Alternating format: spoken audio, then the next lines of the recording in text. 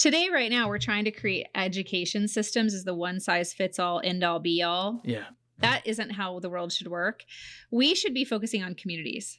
We shouldn't expect a teacher who went to school to teach math and to love children to be a mental health professional and a mom and a dad to children that is not hers. We, the greater we, the people who are decision makers who have been chosen by our neighbors to be decision makers should lean hard in on designing communities that thrive.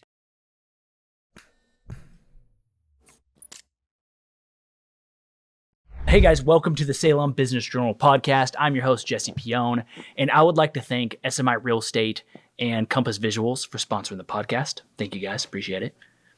And with me, I have Danielle Bethell. How you doing? I'm really good. I'm happy to be here, and thanks to your sponsors for making this opportunity happen. Hey, they're awesome. Takes a team. It does. No, it totally does. And I think it's not just, the sponsorship, but it's like showing up and like whenever you need a call of like, hey, what's going on in your world? How can we help each other out? Like, I think it's a lot more than just like a financial give. It's also working together towards a vision, a shared vision. Mm-hmm. And I think the more we can find people who align like with our values and with where we'd like to take the city, I think the faster we're going to get there. I agree. Yeah. So on that note, you've been taking the county. Yeah. You've been taking the whole county places. Well, I'm trying. I don't know that I'm trying to take it places. I'm trying to preserve it and help it be healthy and safe. Yeah, like a John Dutton approach. I love the Yellowstone series, and I think the John Dutton approach is more like a sledgehammer. And I'm really honestly, working like a chisel through the process. Marion County has been around for a long time, and there's a lot of rich history here. It's also a very diverse county, and it takes, I think, a lot of intention, thoughtfulness, and respect to be able to navigate more with that scalpel approach than a sledgehammer. Not to say that I couldn't be, because I have been several times in my career a sledgehammer. I think I've seen the sledgehammer. I feel like once or twice you and I have been in the same room where that may have been an attempt. Yeah, I don't know that I was successful, but I tried. Yeah, so you were like Paul Bunyan. I guess. You got a big old axe. Well, I was definitely, if we're talking about the school board, there was a lot going on there at the time that needed some attention. Oh, no, there definitely was. And honestly, you and I used to butt heads. Yeah. All the time. Mm-hmm. But at the same time, while I didn't necessarily agree with you on everything, I think the thing that I at least really respected about you is like we both wanted to get to the same place. Right. The question was like, how do we get there? Uh-huh. And what I really appreciated about working with you was two things. One of them is you forced me to sharpen my saw. So, like if I was going to oppose you on something, I knew I needed to do research. And which the goal wasn't to oppose you. The goal was to make sure that like if I'm believe in something, that I have the receipts to back it up. Right. And that's one thing that I really learned from you because I was like in my early 20s. Right. That was one thing I really learned from you, and I value that like to this day. Good, I'm glad. Yeah. I learned other things too, but I think that was probably like the top one. It was a long 4 years for you being on the school board. Oh, for sure. It was a brutal time, I think, to be an elected official, especially in an environment where something very valuable is at stake. Yeah. Not to say that everything that all positions in elected office offer isn't also important, but when we're asked to do something on behalf of people's children, the depth of that is should be taken and seen with the utmost respect and awareness. Yeah. And, you had been on the school board, I think 2 years when I came on, and I came on right before COVID. And then the George Floyd tragedy and all the other things that had happened in America that seemed to just be served up like in our boardroom. Yeah.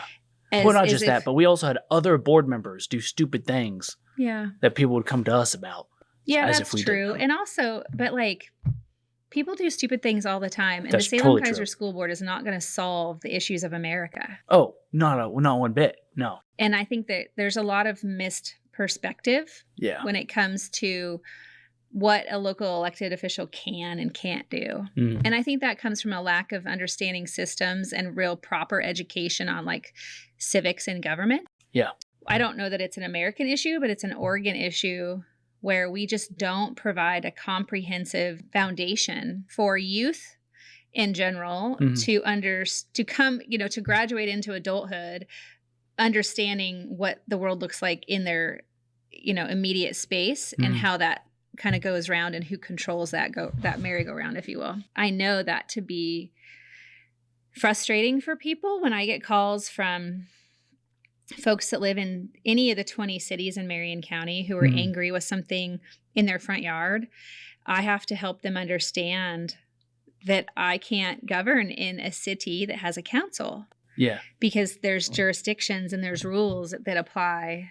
While influence might be one thing, power and control is very different. Very different. And well, not just that, but there's also, your incentives and what you have power over is very different than the city councilors. Right. Right. Similar like on the school board. Like, right. Well, like we went into that role being told, hey, you can do this, you can do this, you can do this. And then you get in the role and then they're like, you can't do anything. Sorry. Yeah. It's all the state. Remember that? It was actually almost exactly like that. Yes.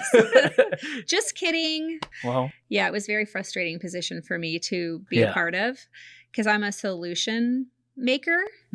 And I don't know that I've ever run for office. Well, I know for it to be true. I've never run for office because I thought that I was the only one that could do the job. I've always wanted to be a helper in a space to serve people, to find solutions or create solutions or bring people together. The school board / school district was one of the most frustrating experiences of my adult life. And I've heard from a lot of people on both sides of their opinion of whether I was good or bad at that role. But the ones that really appreciated my experience and voice on the school board, it's nice to hear them say thank you or talk about what they got out of it. Because when I left the school board because I moved out of the district. Yeah. There's this narrative that I just gave up and walked away. But actually, I achieved one of my life goals. And I was able to. What was that? I bought some property. And I moved my family to the country that I had been working on for 10 years. That is such a beautiful thing. Danielle? Yeah. Thank you. Honestly, I mean, that's a huge achievement. And that's also something that because we'll talk about this in a minute, but you've been homeless before, right? And you've been in the position where your home is your vehicle. Right. Or it's or on the street. And that's to go from that position. The second you buy a piece of property and you're sitting on it and you're you realize that you just did that. How did that feel? Well, I still kind of navigate the feelings today. Yeah. Comforting is probably the only word I can come up with right now. I've really achieved every big dream I had from being a child. And I'm only 46. I had really big dreams as a child. The things that were attainable and real that I have achieved have been really worth the journey to get to that accomplishment. But when Nathan and I made the decision to purchase this property, it was such a big deal because nothing in America is cheap anymore. No. And like I said, we had been working on this goal for 10 years, saving and navigating and looking and trying to figure out where's our forever home going to be. And you were familiar with this when you grow up in a space where nothing is permanent and or sure. Yeah. Picking where you're going to live. It stresses me out just thinking about it. You see me squirming. Yeah. Well, you're 29. Yeah. I'm not 29 anymore. 29, it would have made me uncomfortable, but we've lived in this house now since the end of fall of 2022. Yeah. I was just thinking driving home last night, it takes me about 35 minutes to go from work to home. Formerly in my life, I'd have been frustrated by that commute because I'm an impatient person. Now it's an opportunity to reflect on my day. And I have made a lot of positive growth and, kind of specific mind changes in the journey from work to home. So that way, when I get home, I'm a wife and a mom and a grandma, and I get to drive to my home. Yeah. It's mine. I get to make it mine. It is what it is forever as long as I want it. And if I don't want it anymore, I get to choose not to have it. God willing. God willing. Yeah. I mean, obviously nothing in America is yours permanently because we have to pay taxes and we have to pay the government for all these things. But love taxes.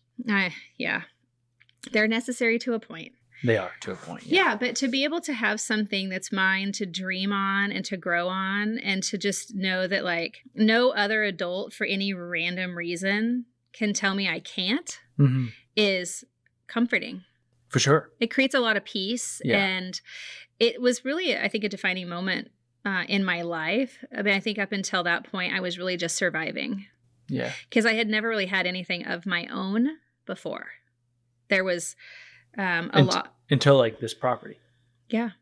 I mean, Nathan and I owned a home when our children were a lot younger, but we were struggling and we lived paycheck to paycheck. Yeah. And we bought that home just before the 2008 crash. And then he lost his job and I lost my job and we almost lost our house. We were going to the food bank again to get food to survive with our children. And you know, Christmas of 2009, I painted a Christmas tree on the sliding glass door because I couldn't afford one, you know, to give my kids the experience of Christmas. They knew nothing different. But now I don't have to live in that survival mode anymore. Yeah. I can really exist in the space and see more clear-eyed and be more calm about my thoughts and paced. And I get to control that. Yeah. Because I'm not surviving anymore. I'm living. What was that transition like from going, because there's the physical transition of where you are, but I know as well as you do, and I want to hear just kind of your experience of going from a place where you have absolutely nothing to where you have a couple things, but like everything's temporary, right? To a place where you're a little bit more secure, to a place you're like, wow, this is permanent. Yeah, I'm not even at that spot yet, I know. But I just know I want to hear your experience of what it felt like for you.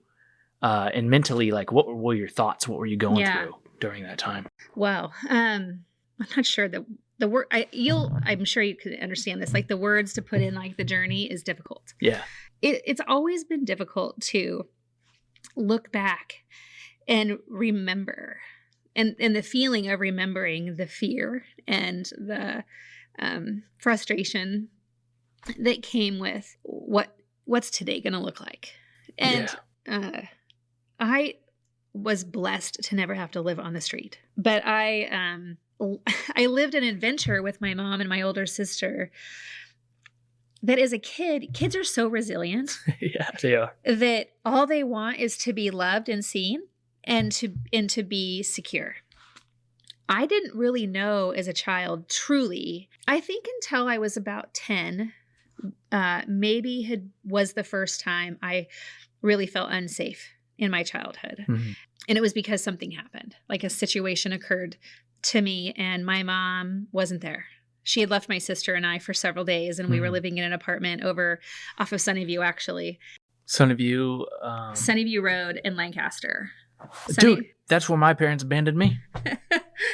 Well, we got so much in common. Oh, yeah. I'm sorry about that. No.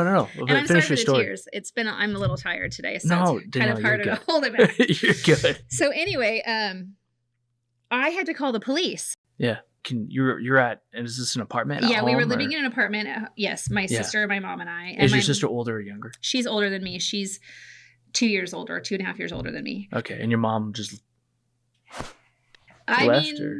Yes. I don't know where she was. I was 10. You know, she would come and go and it didn't matter. Like when you live in a community like that. So I was raised in a community. Like when you live in apartments with other people who are just barely surviving life, like they kind of look out for you. Some of them are predators. Some of them are not. We had the opportunity to be raised by many people who lived within our community. And that community changed frequently because we lived in a lot of different apartment complexes. But in this particular situation, she had been gone for a couple of days and a man tried to break into our bedroom window. I tried to reach her thinking I knew where she was by phone because the first thing you do as a child is try to reach the person you're most safe with, which is typically your parents. So I couldn't reach my mom and I remember my sister just like really, really scared. And so I just thought, well, I need to call 911. And so I called the police and the police came and everything was fine. Well, that's good. Except for, like, is really everything fine? Well, because mentally you're like, I'm on my own. Physically, yes. Like physically we were fine. Nothing harmed us. But the police did their job, which was like, where are the adults for these children? Yeah. I was 10, so my sister was around 12. There was a woman who lived across the courtyard from us.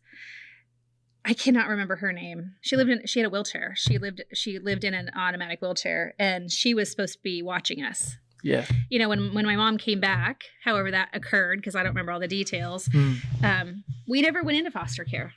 You didn't? Nope. Huh.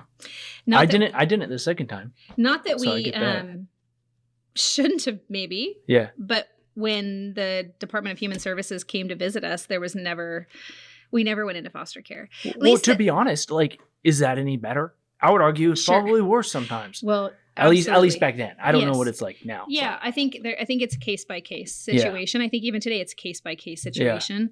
I served on the Citizen Review Board for several years as somebody to want to offer a voice of a child's perspective into the system. That wasn't that long ago, and I don't know that foster care is the best ever. And it's never, like worst case scenario, it's safer than maybe where the kids are today. But do those people, that's a whole nother conversation. Yeah, it depends on the people. Yeah. And bless the people who do it right. Yes. Because it is difficult to take care of someone else's child who is in trauma and afraid. Yeah. Like I remember.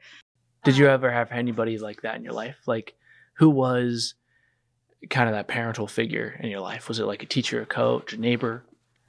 There were so many. The grocery store checkout lady? Yeah. So when I was at this period of my life, my mom we were spending a lot of time going to powwows. And so there was out Grand Round? Grand Round, Solette, you name it. We traveled. If she had gas money, we were in the car going, or we were riding with somebody to. Why was that? A powwow. What? Why were you guys going to powwows all the time? Oh, because we're Native American. Uh-huh. Oh, cool. And that's the community that we lived within. Yeah. It was so. I'm sorry. I want to hear more about the growing up story, but the native part, it always interests me. So like, did you grow up kind of like? So you grew up kind of going to powwows. Was your mom native or your father? My mom. Oh, cool. Yeah. And was it staying in the culture was important to her? It was her life. Really? Yep. Yeah. I mean, you would come into our home and automatically know. Yeah. There wasn't a symbol or a picture or anything that didn't represent our culture. Mm-hmm. And I spent a lot of time with different elders in the local community. There is a man named Paul Whitehead who he lived down the road from us on Lancaster. And I found myself staying with him and his wife, Donnie, often, or him going to do, I was a jingle dancer growing up. Oh, really? I still have my regalia today. Oh, that's really cool. Yeah. And we would go to different elementary schools and do exhibitions and travel with different drums. So to teach the culture, expose it to other kids. I mean, I grew up full on in the community, spent a lot of time at Chemawa. I still go to Shmala. Good. Shuts out. Yeah. Yeah. So I think, again, it's a culture. That culture is a community and they take care of each other. For sure. And the idea that it takes a village was something that my mom really rested in. Mm-hmm. And thank God for that, because she struggled with her mental illness. When I was younger, she struggled with addiction and alcoholism. And there were other people to care for us. I someday my sister and I probably should sit down and just think about, like, from the time that we could, as far back as we can remember, until, our mom finally left the picture. Who were those people that really made an influence and impact on us?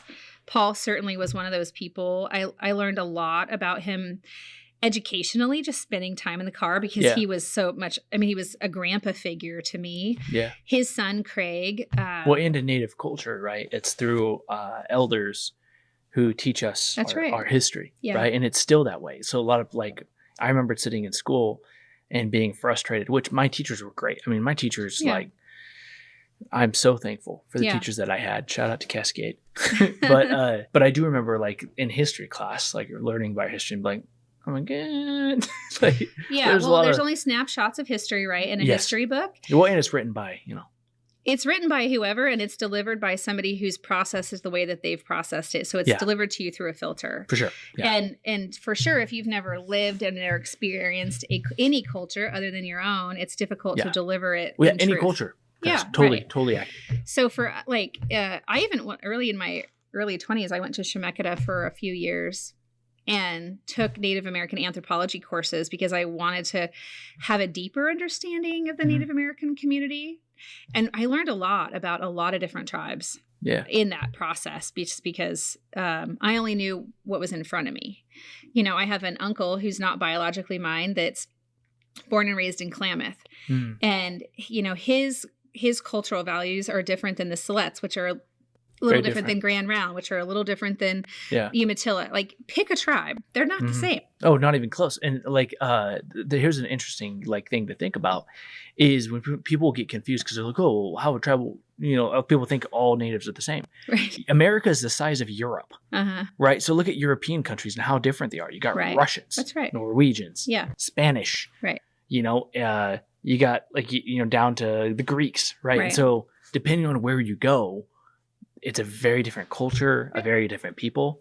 Europe was at war with each other. So were we. Right. And so, but we were also super peaceful, you know? And so like there was, it's life, you know? Yeah. Well, I think it's a lack of, again, exposure and depth. Yeah. You know, like anything, unless you spend time in it, you can't be an expert in it. Yeah. And don't consider myself an expert in anything because I haven't spent enough time really trying to be an expert in anything. Most of the things that I know are from exposure and just real life experience. And then, you know, working in politics, my knowledge in the last 5 years has really expanded because I'm directly in it, living it every day, the systems and all the things. And I have a degree in political science, but like getting a degree is so different than living the reality of the thing. Anyway, growing up, my life wasn't stable or secure. Yeah. And, but I also wasn't like, it wasn't like in my face every day. I had a great childhood. You know, I had fun as a child, but there was a lot of things that were not great and a lot of things that were not fun. I'm not the type of person to dwell on things. It wasn't until I was a junior in high school, actually, that I realized the things that were most challenging. And it was because I filled out a high school social emotional wellness survey. Oh, no. I have always hated those. Yeah. And they're confidential, right? You don't put your name on it. So it's just so Department of Ed can collect information. Yeah. And my teacher, as he had collected the forms, I don't know, he went through them and maybe he knew my handwriting. I don't exactly know what like connected the dots for him. But the next week I'm sitting with him and a counselor in the school having a conversation about like what's going on in my life and listening. Like I remember it like it was yesterday. Yeah. Because for the first time I'm sitting in a room with adults that I don't really know. There's no reason for me to trust them, asking me questions that felt very scary to me. That felt like if I answer these questions, what's going to happen? And there was a lot of coaching of like, you know, I was a good kid and trying to help me feel good about myself, but also teaching me that things weren't right and that maybe I should be a little more concerned about my situation. Well, yeah, of course. Well, I remember experiencing the same thing because you don't realize, because you've lived your whole life this way to this point. Right. And so like in your world, I often I'll compare it to like Alice in Wonderland, right? Have you seen Through the Looking Glass? No. So she's looking at this mirror. Okay. She sees the world as it is around her, right? And then this weird like butterfly caterpillar thing flies through the mirror and she's like, okay, hold up. And then she goes to put her face through the mirror.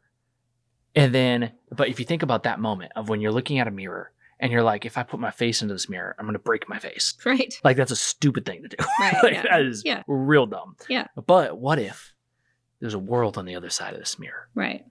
And because your world is as it was around you. So for you, that's normal. Right. But these people are like, hey, wait, that's not reality. On the other side of this mirror, if you're willing to try to put your face through it, there's a whole nother life waiting for you. Yeah. And that's a scary ass thing to do.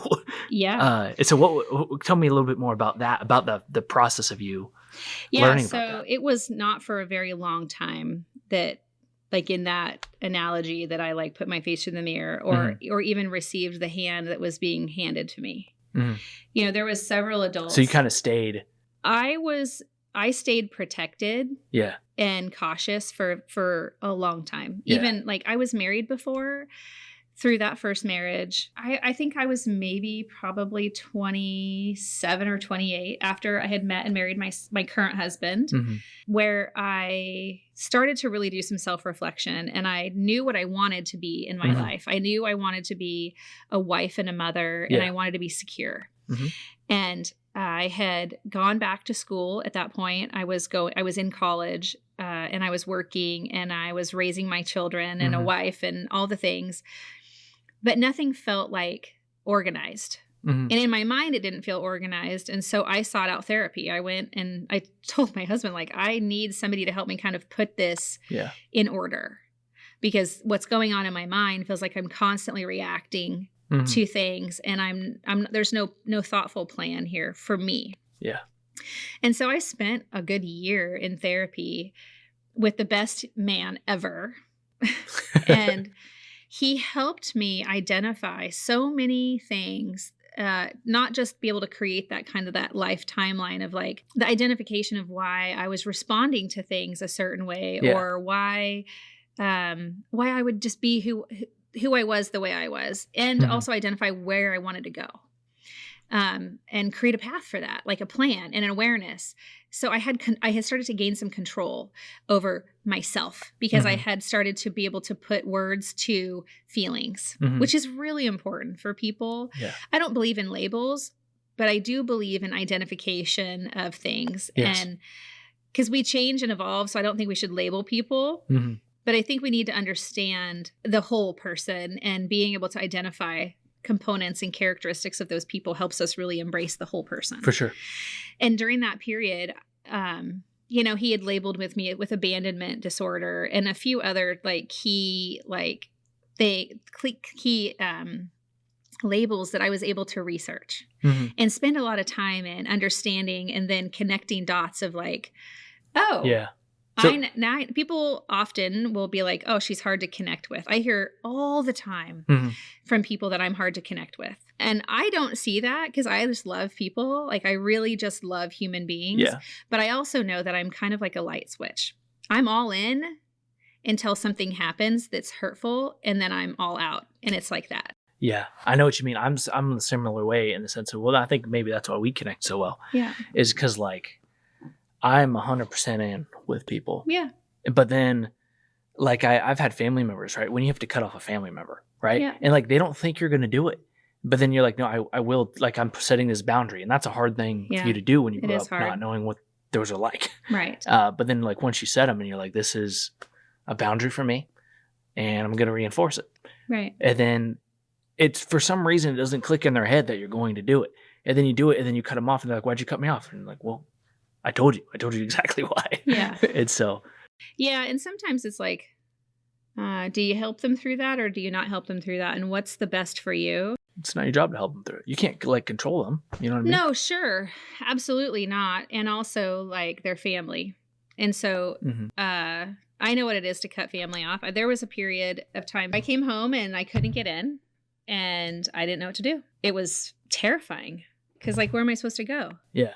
I didn't have a relationship with family. I just didn't know where to go. And so I went over to my friend's house, and I used her phone to call my dad. So my dad lives in Eugene. And did you see him often, or? No. He was pretty involved in my life until I was 9 or 10. And then things just took a different direction for him, and my mom took us a different direction, and it just we didn't align, I guess. I've never had the conversation with him. He's a really wonderful human being. He's still kicking it? Yeah. Is he still in Eugene? Yeah, he's still in Eugene. Want me to go beat him up? No, he's a great guy. You would really like him, I'm sure, if you talk to him. Probably not. I think, the child abandonment things kind of get me. You know? Yeah, I have a lot of questions for him, but I'm not really, I don't think I might be ready to have the conversation, but I've moved on. Well, you can't let it ruin your life. Yeah, I have done a lot of healing and acceptance, and I just maybe wasn't meant to be his daughter full time. I don't know. Part-timer. I don't know. I don't know what he could control and what he couldn't control. I've never had that conversation with him. I know my mom's version of it, because that's who I was with, right? Yeah. And I don't want to live my life in a space that hold that anybody gets to have power over my emotions Yeah. or my state of mind. And it took me a really long time to get to this point. And I enjoy time with him when I'm around him. Mm-hmm. And when he's not around, it's fine. I don't know what it's like to have a full-time dad. I just Yeah. don't. Like, I didn't know what it was like to be different than what I was and when I was in high school. And all these things were swirling around me by all these adults who knew Yeah. better than I did about my life. I didn't have an alternative perspective because I only had my own. Yeah. Well, I didn't get that until I was like, 17. So I'm like almost an adult. Yeah. I've been rough and tough my entire life. Sure. Then all of a sudden it's there. And then when it is there, you're like, you don't know what to do with it. Yeah, I don't know what that's like. I was- don't have a clue as to what it would be like to be stressful. To be what it you. is. To have somebody want me. Yeah. To take me into their home and to be like, we want you. And I have no idea what that's like. And I'm not worse off for it. Yeah. Because I don't have any idea what it's like. And I'm not going to compare. I know for a fact that there are people in this community who are so good that they gave me a bed to sleep in their home. Yeah. And their only expectations of me were to be a good kid and to get a high school degree. Yeah. That was it. That is like, are you kidding me? With the number of expectations the average person walking down the street has of me today as a county commissioner is monumental. Oh, I got a list for you. In comparison to, I'm sure, line up. But it's monumental in comparison to these human beings who invited me into their family. Yeah.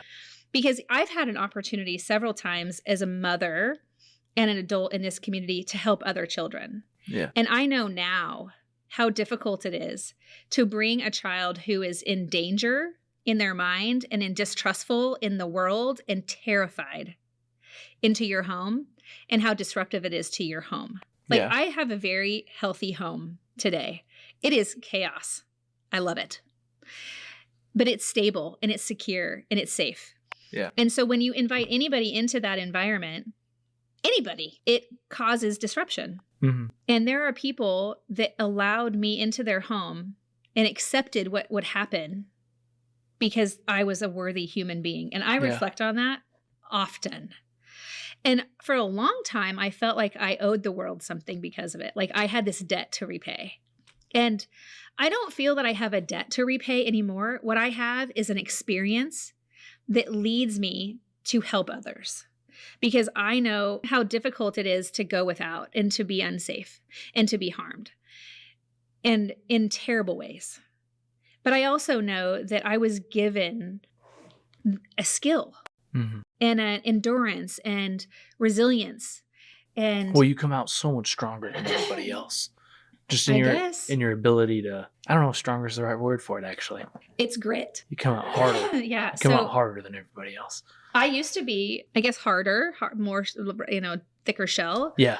In my 20s for sure. And I lived with a family over in Northeast Salem, off and on, towards the end of high school, and then shortly after high school. The dad of that family one day comes to me in the kitchen of all places, and he said, "Can I ask you a question?" I was like, "Sure." And he's like, "Are you just a magnet for assholes?" And I was like, "What?" Because of course I had attracted every jerk on the planet. Yeah. Every man. Are you talking about dating wise? Yes. Yeah. Every jerk boyfriend possible was lining up to be my boyfriend. And I thought, like a lot of young women, that I could help them be better human beings. You could probably change them. Yeah. Well, every young girl thinks that. I don't know why. I think they still think that. Me? No, I think they, in general, most people. 100% they think that. Men and women. Yeah. Everyone thinks they can. It's a delusion. Yeah, it is. Anyway, anytime he would say things to me, because he's not a big talker, I was always like, huh. And I had just experienced a really bad situation with a boyfriend at the time. And he was just like, you don't have to be abused. You don't have to let people treat you that way. But I didn't know any different. I had only been exposed to that type of behavior growing up. And so I just kind of thought the world was that way. Yet over this period of time, I lived in a home with other children, a healthy husband and wife who were just salt of the earth people, God gave me an opportunity to see on the other side of the fence. I was able to live in a healthy environment. Mm-hmm. And while I don't know that I was ever fully a part of it, Mm-hmm. I got to be exposed to it. And I set my dreams and the foundation of my life on what I believe their life was. I always wanted to just kind of replicate it because it was so safe and predictable. No matter what, today, if the bottom fell out of my life, I could call them, they would answer the phone, and they would help me, which I think is exactly what the world is supposed to do. Yeah. They have never Well, once... that's what family does. Yeah. These people have never once told me how to live my life. They've never once criticized me. They've asked a lot of questions, and we've had a lot of dialogue about the world and worldly things, Mm-hmm. but they've never put me down. And I'm pretty sure they don't agree with everything I have done in my life. Yeah. Especially the mom. But I've been able to see what life can be. And so I've worked really hard to achieve what I have today. And so back to the question that you asked me before was like, what was the transition point from like my youth of instability to this next to today? Yeah. When I met my husband, he had also a difficult childhood, but a very big family. And his mom's actually with us today, home today with us. She's been here for a couple of weeks. She lives in Missouri, and she's out here visiting. And he's just been a very constant supporter of like the heart I have and the things that I want to champion and the difference that I want to make. And he truly taught me how to be loved. My mom and I were very close when I was young. Very close. I stood for her constantly in spaces where people would tear her down. I have a memory when I was in elementary school, standing in my grandmother's house, my dad's mom, who I idolized, arguing from across the kitchen with her and two of my aunts and my sister, defending my mother. And to this day, I know the things now that I know what my mom was doing was wrong. But there wasn't a single person on this planet that was going to teach me any different because it was my mother. Yeah. Like I was ingrained loyal to her. I would have died for her. And, you know, my mom's now passed. She's been gone for several years. And my life has been very different without her in it and more peaceful. Yeah. There's a weird attachment, I think, you know, we have to the parent figures. I don't think it's weird. I think it's natural. Your mother grew you. She created you. I guess It's maybe to not me it's weird. weird because It's like natural. I don't know what. I know. Yeah. Well, I have 3 children, and I can tell you that every ounce of everything I put into them makes sense as to why I have this inherent attachment to them and why I was attached to my mother. Yeah. Well, Even with like my dad. I don't really even- know him, but I'm a lot like him. Well, even like, you know, my parents that were super abusive, right? Right. I mean, I still to this day, right? Like I know that they, in a weird way, they love me. Of course they do. And which makes no sense if you look at their actions. But it's also like, is that just me with the halo effect onto them? I still have no clue. I don't know how to do none of this. I'm just living life off the cuff. I think that it's, Do you feel like that's what you had with your mom, or do you think that No. like, I at some point in my childhood started to understand my mom and the challenges. No, I didn't understand her challenges because I wasn't her and I wasn't an adult, but I understood her who she is as a person and how she would operate. And like when things would start, my mom had a severe bipolar disorder. And when she would start to go off the rails, I knew it was coming. But, you know, at some point as a kid, I felt responsible for her and to protect her, and to not just to protect her, but to protect me. Because if I didn't protect her, then I didn't have her. And if I didn't have her, then what did I have? Yeah, that was your constant. Yes. Like, what else is there? And while there was lots of probably other people and other things, I didn't know any different because I was a child. And as a child, what do you know? I kind of went through this process in my late 20s and my 30s with my husband on this journey of just trying to figure out like the world, which is what everybody does. We all grow and become wiser with experience. I feel like I'm still learning the world. I found forgiveness in my 30s. I've learned about outgoing postage. What? Yeah. What? Say it again. I learned about outgoing postage. What does that mean? Like outgoing mail. I don't know. I just thought of that. In the digital world, or like the go drop it in the blue box and it mails? Yeah. No, even crazier. So I was at my my adoptive parents' house, and I was talking to Aaron on the phone, and me and him were talking about podcast stuff. Okay. And then my mom was like, "Hey Jesse, can you go put this in the mail?" And I was like, "Yeah, sure." And I thought like, you put in the outgoing mail when you get other people's mail, right? Like in the outgoing slot.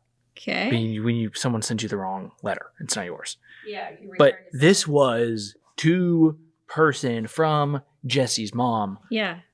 She You'd was never on mailed a purpose letter. mailing a letter to someone else using her own mailbox. So I went out there and you put it in and you put up the little floppy. Flag. Yeah.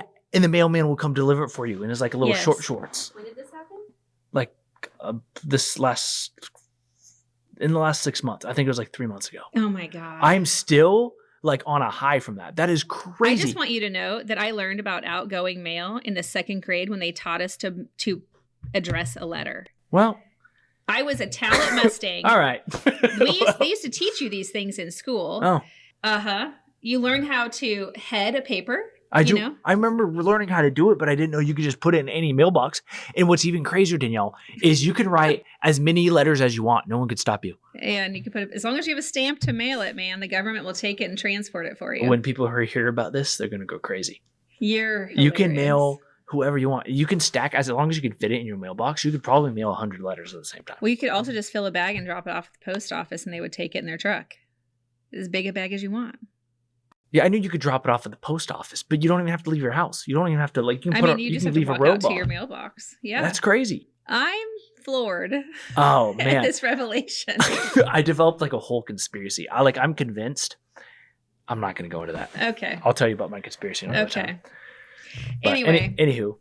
So. But you're learning life in your 20s and 30s. I'm still learning life. But Yeah. I found forgiveness in my 30s. And I found a community in my 30s. Like at some point, I think we're going to get to like, how do I get into public office? And so. This is better. Sure. Okay. So like in my 30s, I had graduated college. So I graduated college at 30. Wow. Here's a cool situation. Okay. So I have a half sister who's 11 years younger than me. She's my dad's daughter. And she went to Oregon State University and I went to Oregon State University. Okay. And we graduated college on the same day. Wow. That's crazy. That's crazy. Uh-huh. I mean, that's really cool. Yeah. And it's cool because you did it. That's why it's cool. Yeah. It took me 8 years to get my degree. I actually have a serious amount of pride for the fact that I have a bachelor's degree from a 4-year university that I navigated on my own. Yeah. You know, it's hard. Dude, there's so many things that they don't tell you. Well, like if you don't have someone like guiding you through the process, you get screwed. I got screwed so many times. Same. And it was frustrating because each time I ran into the wall, I would get so frustrated because I'm like, why does everybody else know these things? Right. And like, how do I like find this stuff? And like, while you're also trying to learn that, you're also trying to figure out how to just live life. Yeah. Because you don't like, you know what I mean? Yes, it's the I most do 100% frustrating know what thing. you mean. I still have a substantial amount of educational debt. Yeah. You know, I needed that degree because society said it's what I needed. Yeah. I don't actually need to have a college degree to be a county commissioner. That's true. So many thoughts around that, but whatever. Well, are you glad you have it? Yeah. Yeah. I'm glad for the experience. I'm glad that I accomplished the goal that my mom always wanted me to accomplish. Yeah. What do you think about free education, college education? What's your thought on that? Nothing in the world is free, is what I think about that. If you get something for free, then I'm paying for it for you. Through taxes. Through something, because nothing is free. Just to be clear. Do I think that access to education should be easier? Yes, minus the explicitive that comes to mind before the word yes.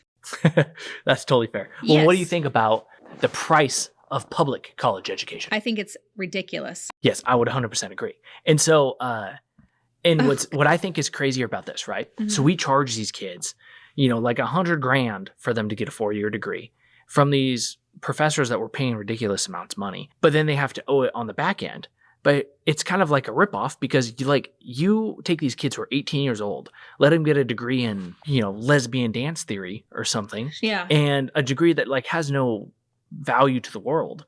And then they go out thinking that they're promised, they feel promised that they're going to get a 6-figure job coming out of college. Sure. And then they can hardly even pay off this degree that they have.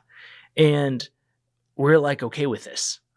And we're allowing it to not actually, happen. in my opinion, we're not actually paying for a degree. We're paying for an institution. What do you mean?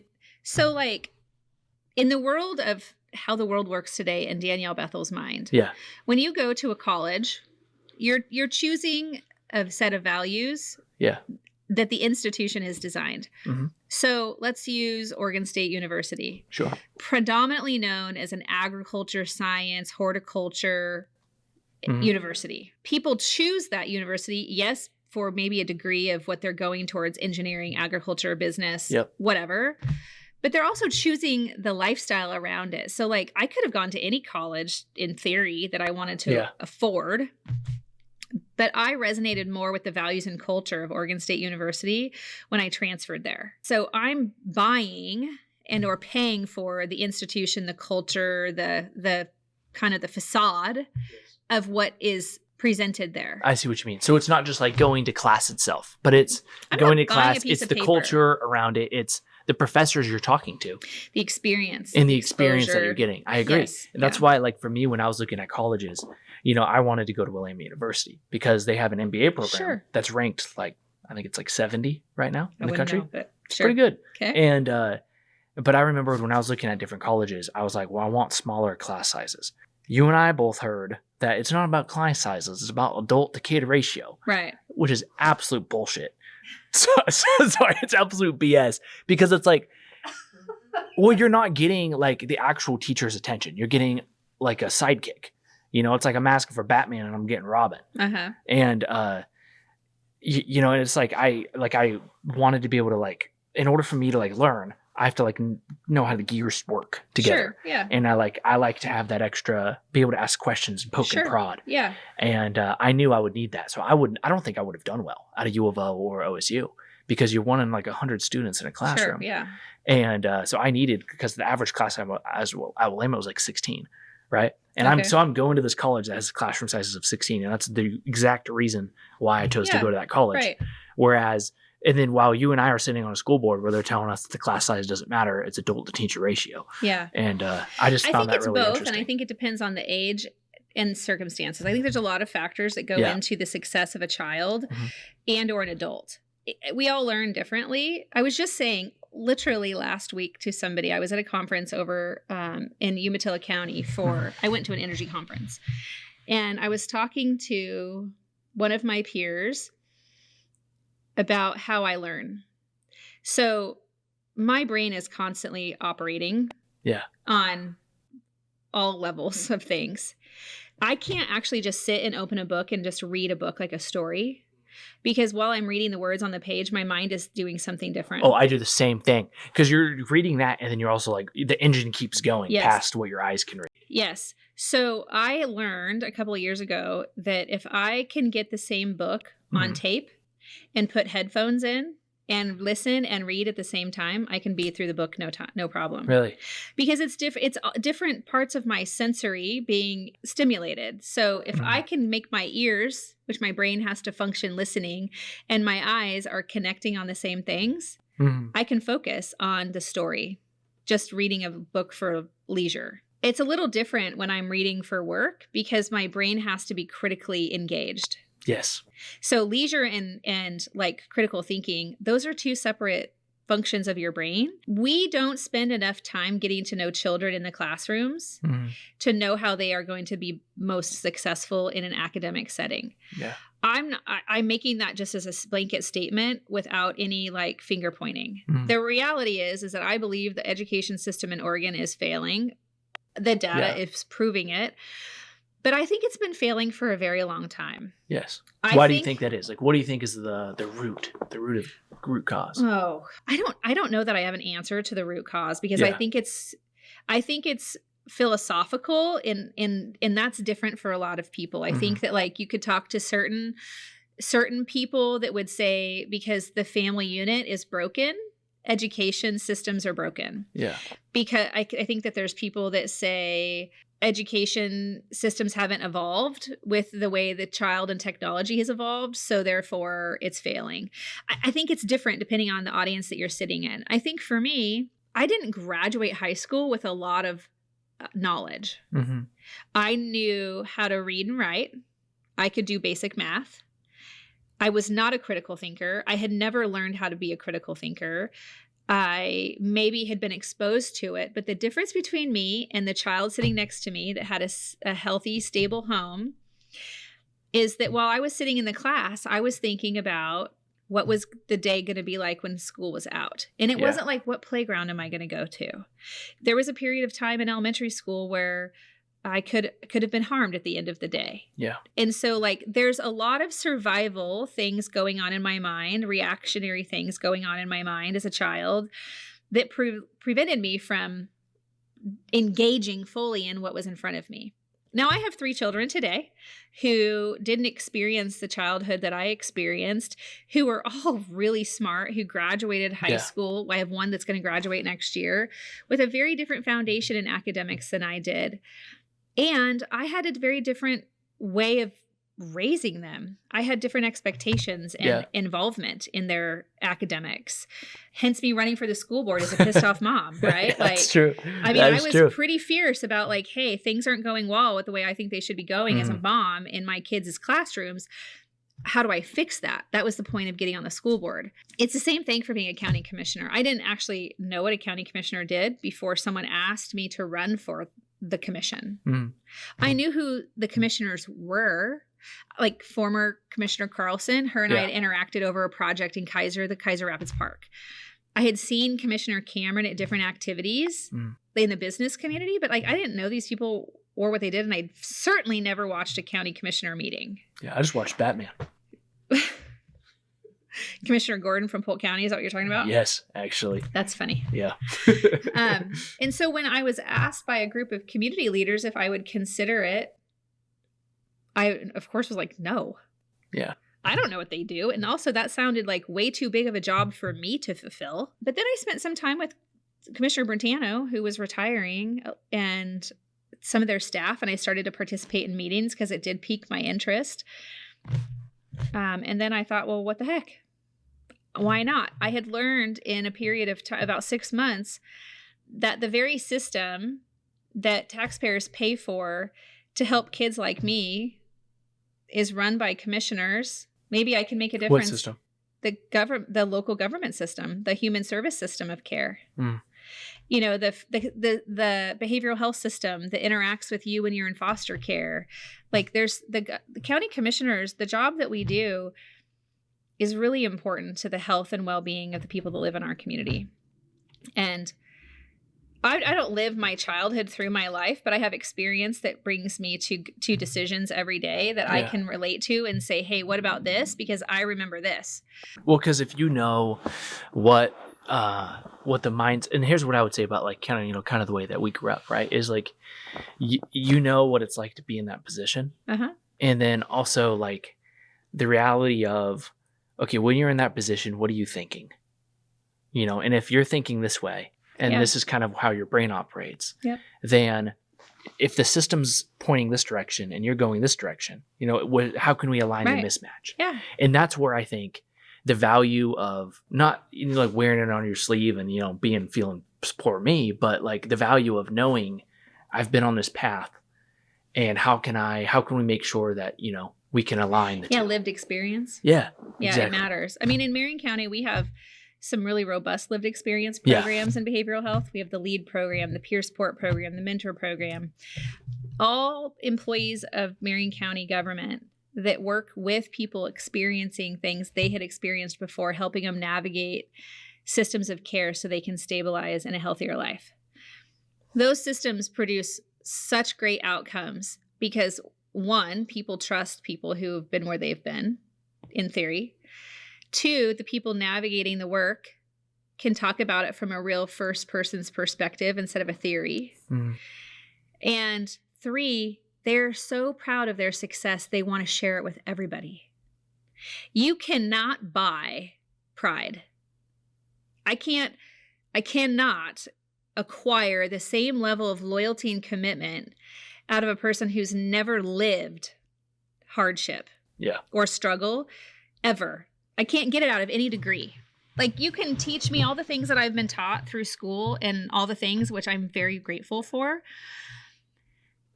because the things I've learned through the institutions of education have been able to help me identify and navigate the learning life things I've experienced. Yeah. And I can put those together and then deliver kind of a pathway that people who are experiencing challenge can understand. Yes. And they can work towards achieving too. Mm-hmm.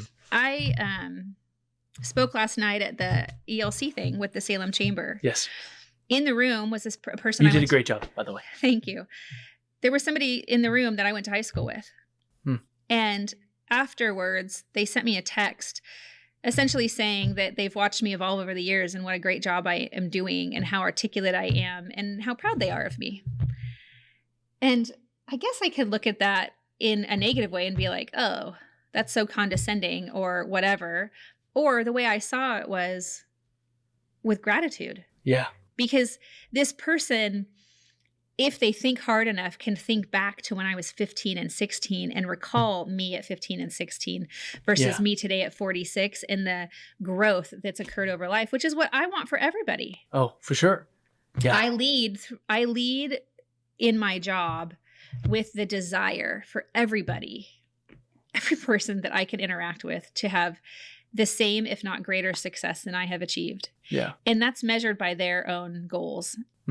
I don't design that for them. And I just get to listen to them. How do you think the county's doing in that? Not just you, but like you guys as a whole. Yeah. You know, in you know, listening to what people need and being able to meet those needs, like just objectively. I think we're doing okay, but I think we can be doing better. I think that what do you see as your role within that, and how do you think you've been doing? My job is to put a light on it, on the better. Yeah. My job is to be in the community. I'll give you an example. I just had this conversation on Tuesday. We have a meeting in the mornings called Management Update, where there's an agenda that's made by the staff around the county that the board needs to make decisions on whatever, a million things.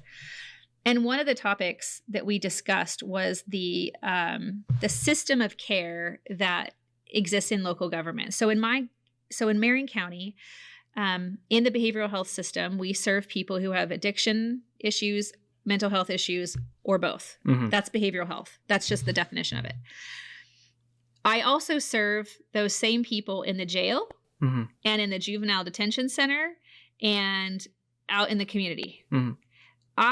We're in the process of like purchasing electronic record management systems for our behavioral health systems. Okay. And I want them all to talk to each other, because I know the truth is somebody who's in the jail is likely somebody who could or is being served by the behavioral health system of care.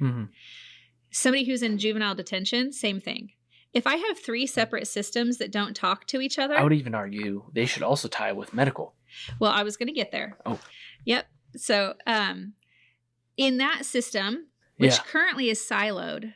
Each one is siloed. Each one is siloed. That's crazy. And it's siloed from the greater whole of the medical industry. Yeah. So like this, I don't know. This is where capitalism kind of gets me hung up, because I want everyone to have equal access to providing product and earning money from the government, because I think it's appropriate for taxpayers to have equal access. What do you mean by that? So I mean that, like, when I go buy something as a county commissioner, I want anybody who wants to provide me that product to have an opportunity to provide me the product for my need. Oh, I totally agree with you on that. Okay. Yes. That has been, well, just as I've, you know, I bought the Salem Business Journal a couple years ago. Yeah. And, you know, I've really been, you know, diving deep into the business world. Sure. And that's something I've seen time and time again. And I remember my first glimpse of that was when you and I were on the school board, and people would bring us these tax exemptions for buildings, you know, and like, I love, like, we know personally a lot of these people building these buildings, they are good people. Right. And they have every right to do what they're doing. In fact, I even said, I'm going to come back and do the same thing. Yeah, I would love to. But at the same time, how that same opportunity, most people don't even know exists. Yeah, right. I didn't know it existed until I was the one sitting there approving them. That's right. And so, like, I do really agree with you on that because one, I think most people don't even know these exist. That's right. I was just told about, because I'm, that I own a media company, and with the cause that I'm doing and being the only Native American owned one in the biz, besides an actual tribal government. Sure. It's a double-edged sword when it comes to the process of getting access to people who want to sell something to the government, because it costs a lot of money to prepare that process, and that's taxpayer dollars being used. And is that the best use of money? I would argue in most cases, yes. And we could grow the access of people's exposure and knowledge of how to gain access to those systems if we ran more like a business and we performed marketing. But government doesn't market inherently because it's seen as a waste of taxpayer dollars. Yep. I will argue, and I do actively still today, that when you need something, you need to know it exists in order to access it. Oh, yeah, for sure. So we moved up to Salem when I was almost like 9, almost 10, like just before 5th grade. And so my mom, my sister, and I navigated the Marion County system of care, food stamps, health care, all the things. What I know to be true then is that it was like my mom was always frustrated with trying to get something, whether it was a doctor or a therapist or whatever. It was always difficult for her. And it seemed like at the time, I didn't know any different, but as an adult watching other people navigate those systems, and now as a commissioner watching people navigate those systems, it's because it feels like the door is always moving. Or yes, I 100% agree. Or they get to the door and it's the wrong door. So Marion County has the no wrong door theory. It doesn't matter. What does that mean? It means that if you have a need and it's something that we can serve you in, we don't care what door you show up at. We will get you to the doorway or the hallway. To the right door. Yeah, that is necessary for you. A lot of government doesn't function that way because it's so siloed. So back to the system, buying this electronic records management system, I share my life experience all the time when I'm making decisions. So I said to the group of really smart people in the room, think about my mom when I was a kid, and she would have mental health breakdown, and she'd be in the ER at Salem Health. Still today, the Salem Health doctors cannot access her behavioral health record at Marion County because they don't have the same electronic systems that talk to each other. Interesting. So my mom would go into the ER in her mental breakdown, and a new doctor would assess her based on her current situation, but have no history on her unless there was some history on file for their own system. So my mom is being managed if it's like the first time they've ever met her, but she has this whole history. And if that doctor who is really smart, could see that whole history, he would know how to treat her today because he would know what happened yesterday. Yeah, for sure. Well, that doesn't happen in American healthcare. What happens is this reactionary in the moment delivery system that isn't comprehensive. And it's not a good system of care for people to navigate through. So it takes so long for people to recover because they're entering all the doors and they're all wrong or they don't connect. Yeah. That is super frustrating. Well, because they're running into a wall over and over and over again. Yeah. And then they start to believe there's not a door. Yeah. And maybe there's not. They shouldn't be identifying that for themselves. The service provider should be identifying that there's something missing for them. Yeah. What's the gap in the system? That's like for every system of government, for every lane you're in with government, that's how it is. If you're a builder, same thing. Go to a different county, different rules, different processes, different people, different forms. Yeah. It's insane. I said this a lot on the school board, I don't believe in systems approach. And if you had healthy systems that communicated, even if it was like a brain with all these different wires coming into the same core, we would function better. Right now, as a commissioner, I do a lot of work in homelessness and housing. So my government agency at the local level does a lot of work with community partners and also state partners. We have no one system talking about anybody. Like we're supposed to have a system, the HMIS system as an example. Sorry, I want to push back on that for a little bit. I want to hear your thought on this. Yeah. So when you're saying you don't believe in the systems approach, kind of what I think of is, because I'm a big believer in systems. Okay. But maybe we're saying things, looking at different lane, maybe. Yeah, probably. So like the way that I think of it is kind of like, I believe in systems, but systems tailored for people. So like, for example, when the one that comes to my mind is the way that Native Americans take care of land versus the way that like white culture when it came here takes care of land. Okay. Race doesn't matter as much anymore, but at the time, right? Sure. Whereas like when people came here, they thought, oh, this land is unexplored. It was very explored. We had trails. We knew exactly where everything was. Yeah. Our systems worked differently in the way that we managed and upkept land and traveled. That's based on culture. There was we had systems, very good systems, but our systems worked with the land and with nature instead of fighting it. Whereas our culture is like, you build a highway and drive through a mountain in order to get, that's our system. It's like we bulldoze through stuff, which can be effective, but at the same time, those siloed, bullheaded approach to systems is, has its downsides. Whereas like, driving isn't as beautiful as it probably would have been, if Native Americans designed roads, and so. Sure. So what I'm saying is that right now in today's society, we don't have systems that serve people. We have systems that serve systems. I see. And so we're looking at I want to make sure I'm understanding you correctly. Yeah. So when we're saying we have systems that are designed for systems, it's like we're trying to hit these data points, and in order to hit this number on the spreadsheet, here's how this is the equation to get there. But without realizing that like some of these people can't be numbered or like fit into that equation as easily. Is that what you're saying? Yes and no. I am saying that like you have to have a system as a foundation, so you have somewhere to start. Yeah. So let's just use homelessness as an example. My goal is to not have anybody sleeping on the streets in Marion County at a certain point. I don't know when that will be because it's, there's a lot of challenges right now to accomplish that. I work diligently every day as a commissioner on programming to help reduce the amount of people that live on the streets. I'm working with a particular woman who lives in Wallace Park that I met in January of 2023 when I was out there in the park talking to people and interacting with a service provider. I learned a lot about her, and what I learned about her was she feels like she's an important component of that park because of her skill set that she has. And she is important to that park because there's a lot of distrust of people in that park of the greater world. I can't get her into a house that she would like very much to have, or an apartment or whatever, because she has 2 dogs. And oh, I see what you mean. Yeah. I also can't get her to enter into a program because she doesn't want to be harassed by any programs. But if I was to get her to say yes to any of the programs in this community, she would go into a database. That database is a system. And there are different types of databases in Oregon that track people.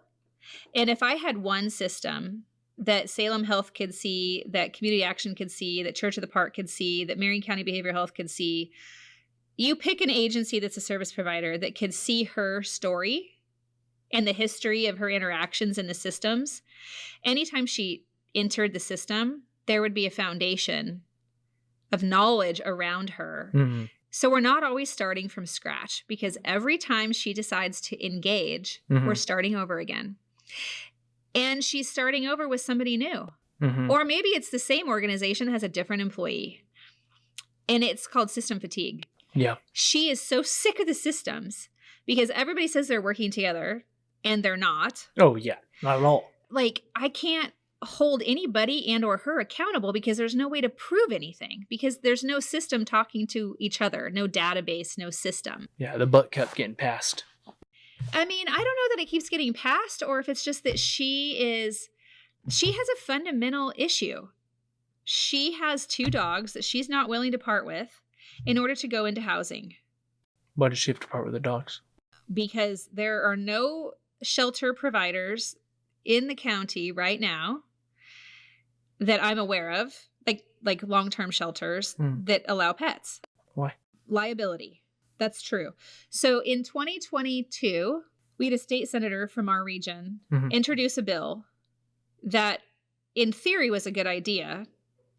In theory, it was going to help shelters reduce liability and have pets. But it, instead of giving shelters the option, it forced them to take pets. So the shelter industry killed the bill because not all shelters want pets for a lot of That's fair. reasons. That's totally fair. This is America. They should be able to choose if Yeah, they want to I allow would agree. pets or not. Yeah. But the ones that wanted to allow pets missed out on the opportunity because that bill failed. Hmm. So we still need to be able to figure this out. And this is a solution I'm actively working on. I'm working with a community provider who is working with DHS to try to figure out how to have kennels on site. So people can come off the streets with their dogs, they can have the kennels, and if kids are around, it's safe. I think government bureaucracy is the most frustrating thing, especially because like I'm not in it anymore. Sure, 100%. On the day to day. Yeah. That's freaking stupid. The fact that like, I mean, we have to figure out how to let a kennel on it. I get like the law part and the liability, but it's still like, it's also about safety because like a lot of shelters have children or seniors or people with disabilities and they don't want to be responsible if a dog bites somebody. And if they get bit, then that person can sue them and then it's all for naught, right? Yeah. Well, then also there's some dogs that are great dogs, but then some people who their dog is the best dog in the world, but it also bites people. That's right. You know what I mean? Yeah. And so it's also like, how do you differentiate the dog from the dog? Like, I explored last year with my behavioral health team purchasing an apartment complex for transitional housing that would have kennels for individuals to be able to house their dogs. Mm-hmm. It became so complicated with insurance that we weren't able to achieve it. Dang. It's really frustrating. Yeah. Well, and for a lot of people in that situation, like, I remember for me when I was a kid, like my room was like a part of the garage that was like walled off. And I shared a room with the dogs. And so these dogs were like my best friends. Right. They were like, my stability for a lot of my time as a kid. And so like, I would go to sleep, I was like I would often go to sleep on the ground with the dogs. And I used my one dog, her name was Molly. I would use her as a pillow. And I was with these dogs all the time. And so I loved these dogs. And so to ask me to part with them, I only parted with them because I was forced to, but that's the same in these people's situations. Like this woman, those dogs are her family and her protector. Yeah. I understand the frustration that the population around us has with the amount of trash and despair that we have on our streets. Like I'm frustrated by it too. But I have a level of compassion for these people who are so lost. So when I became a commissioner, I don't know how, but somehow I met the owners of Soaring Heights Recovery Homes, Eric and Victoria, was really interested in kind of their model of care. They're not service providers. They're stability providers. Mm-hmm. They provide a safe place for people to go and thrive once they choose to thrive. Mm-hmm. And I've been able to help get them money to buy homes, and like somewhere around 170 people have been stabilized from our community, from our streets because of that care. Wow. That might not seem like a huge number to many, but when you do the data and the long-term impact, it's substantial. Yeah. In a lot of cases, it will be generational cycles broken and all kinds of things that are good on the community in the system and all the things. I just want to continue to do that kind of work. I want to be able to provide an opportunity for people to thrive and to get to choose what that looks like without being dictated to, which I think is what America is supposed to be. Yeah. Here in Oregon, we have some really difficult, oppressive systems of care. What do you mean by that? Well, I don't know about you, but I grew up in them. Like all these multifamily housing buildings that are being built that people get vouchered into, they're not facilities, they're not housing units that inspire people for greatness. Yeah. There's never been one apartment complex or one apartment I've ever lived in that inspired me to be like amazing. I definitely got angry a lot and thought I'm never living this way again. And that's fair. I also nobody ever knocked on our door when I was younger saying, hey, how can we help you be better? Yeah. Like we don't really lean in on people. We wait for them to fail out. I agree with you on that. I'm talking about the lack of prevention in the world. Oh, for sure. Well, it's not even like lack of prevention, but I think it's also like, unless you're already failing, we don't give a crap. Right. Like, that's right. Unless, shit's already hit the fan. That's right. You're talking about the upstream before we get in the stream versus the downstream reaction. So we operate a system of reactive care here in Oregon for sure, and America. I've heard it from my peers across the country. Well, and I would like to touch on the fact it's not just like the easy example is healthcare. Yeah. Our healthcare system's like that. Yeah. For the most part, Yes. right? We wait until you're sick and then we give you a pill. Yes. And then we give you a surgery Sure. instead of, instead of spending the money on like things that are preventative, Yeah. we go in the back end and we do the same thing. Yeah. With homelessness, with with finance, we do it with health, we do it with mental health, we do it with education, all these different systems. Today, right now, we're trying to create education systems as the one size fits all, end all, be all. Yeah. That isn't how the world should work. We should be focusing on communities. We shouldn't expect a teacher who went to school to teach math and to love children to be a mental health professional and a mom and a dad to children that is not hers. We, the greater we, the people who are decision makers who have been chosen by our neighbors to be decision makers should lean hard in on designing communities that thrive.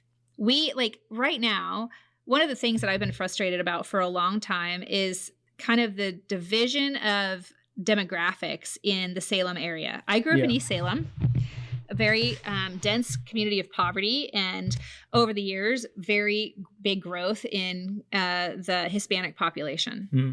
Very diverse. There's also a lot of Islanders over there, a lot of Asian families over there, a lot of people of color over there. Yeah. When I led Young Life at McKay, me and the Islander boys we were killing it out there. Yes. There's a big group of Islanders out there. One of my most favorite populations. Yeah. Like the Native population, one of the most welcoming. Yeah. Oh yeah. Which is, we call them they're our cousins. Yeah. Our cultures are different enough, but sure. at the same time, the principles are the same. That's right. Yeah. So anyway, when my first year as a commissioner, I voted no on 2 multifamily developments in East Salem, in unincorporated East Salem, which the commissioners oversee, because those developments were going to go in the backyards of single-story homes. Don't even get me started on that. So I want to talk about this. Oh, get me started on it. I feel like we are choosing to harm that culture and that population by imposing on them more densification. That's not okay. When I had a conversation with some of the city councilors in 2021, I wanted to know how come we weren't developing large masses of land in South Salem. Mm. Let's fast forward to 2 years ago, maybe a year and a half ago, when the city council of Salem voted no on a development plan because of some trees in South Salem. Mm-hmm.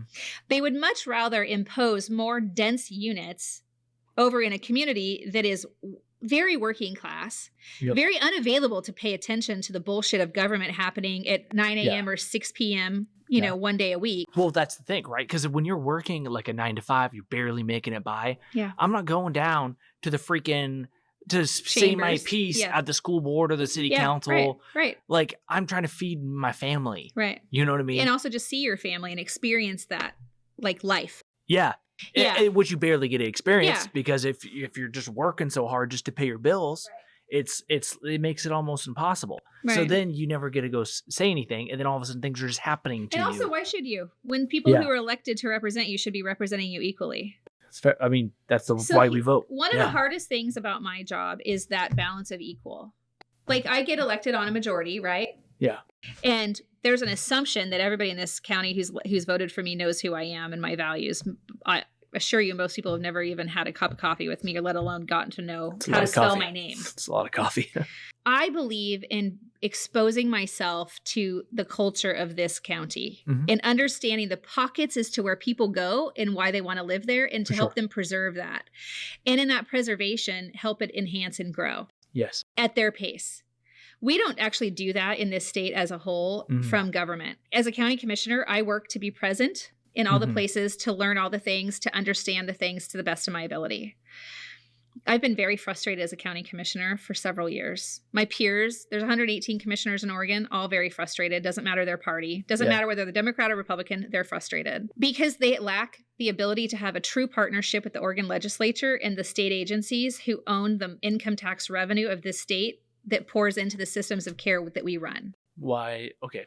Yep. Unpack that. That was a whole lot. I know. And you said 2 compound sentences that may as well have been a book. So in Oregon, local government, county local government is a property tax collector. Yes. We collect property taxes for our general fund, and we're supposed to produce certain statutory services with those dollars. Okay. We're on the same page. Okay. The state government collects income tax revenue. Yes. And they are supposed to do something with that income tax revenue to support the culture, climate, economy, and health of the state. Mm-hmm. They are not service providers. The state wasn't designed to be a top-down service provider. I see. They were designed to be a deliverer of resources to local systems to feed the culture in the neighborhoods of the communities down here. So they collect resources as a whole. Yes. And then divide it. Should be distributing back them. down. Yes. And that's it.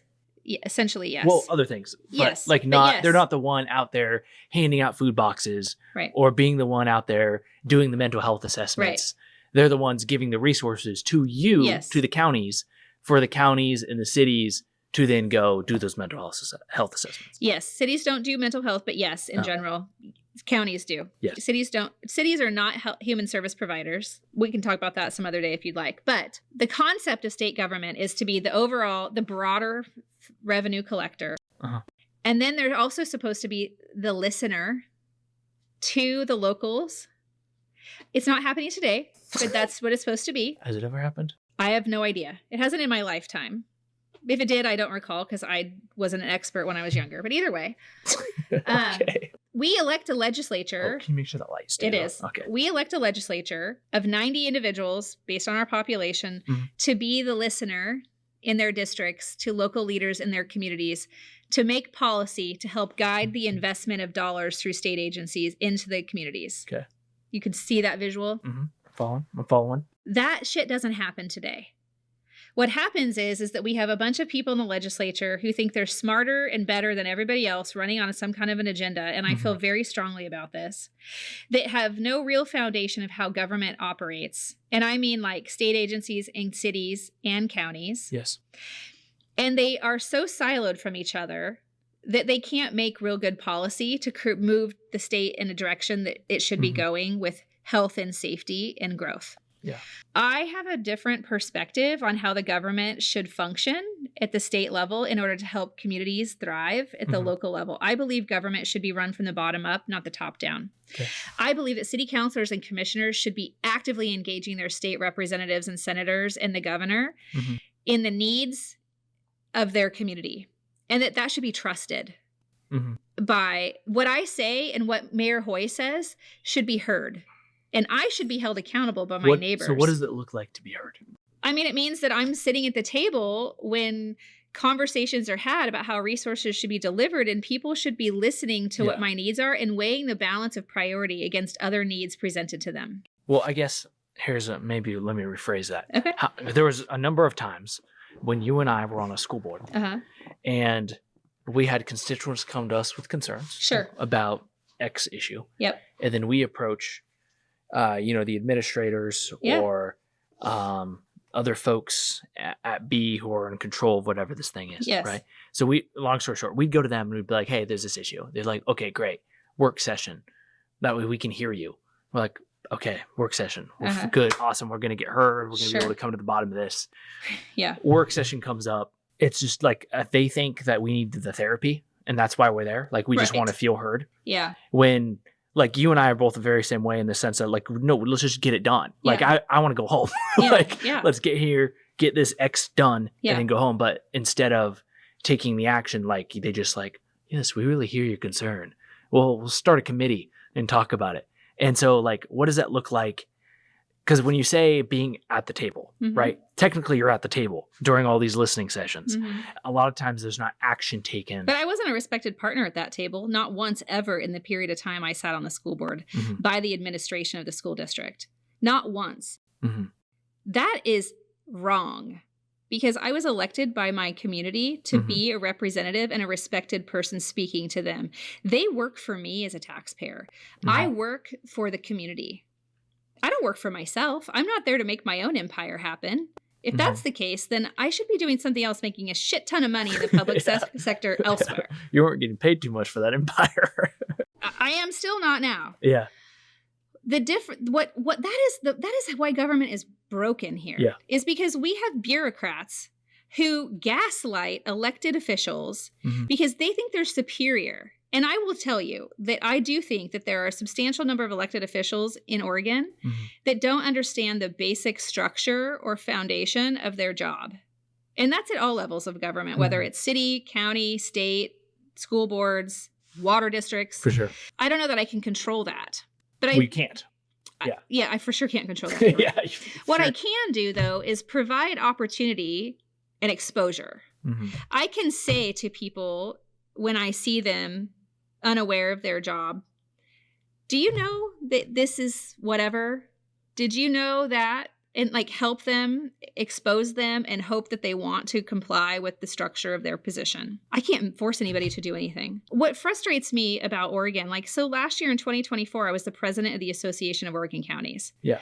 I had the privilege of being elected by a majority of my peers to represent them statewide in policymaking, advocacy, and a voice of local government. Uh-huh. I also had the opportunity to meet with the governor directly multiple times, to try to solve problems with her, to present to her solutions of real issues that we're facing in our communities on our streets. And what I was met with was a woman who was respectful and kind to me, disinterested in meeting me where I needed to be met to create solutions together. Mm. That's interesting. And somebody will look into that and we'll work on that. Somebody. Like you are somebody. Yeah. Yeah. And I met with multiple members of the governor's staff on topics of juvenile addiction and homelessness and housing and public safety, all the things. I was always met every single time with a, we know better than you. And if that's the case, then the freaking problems should be solved. And I also know that you can't turn the Titanic on a day. Oh, no, you can't. But you can in 40 years. That's true. Oh, it's been 40 years yes. that the same party has held absolute power in this state, which, right, I'm not even a Republican, if we're being honest. I'm an independent. Yeah. And like when You should change that before May so you can vote for me in the primary. The Republican Party has some work to do. Listen, you don't have to agree 100% with your party to be present at the table. And if you're not, unfortunately, at the table in a two-party system in Oregon, in America in May, you don't get a decision on the direction. First of all, Oregon's a one-party system right now. And it's true. Not even beneficial to that party. That's the crazy thing. That's true. Like how many times do laws get, if we're being completely honest and transparent right now, right? I mean, there are laws getting passed through where they just tell Republicans, and it's not right when Republican states do this either, right? Yes, agreed. So I'm being completely even keeled on that.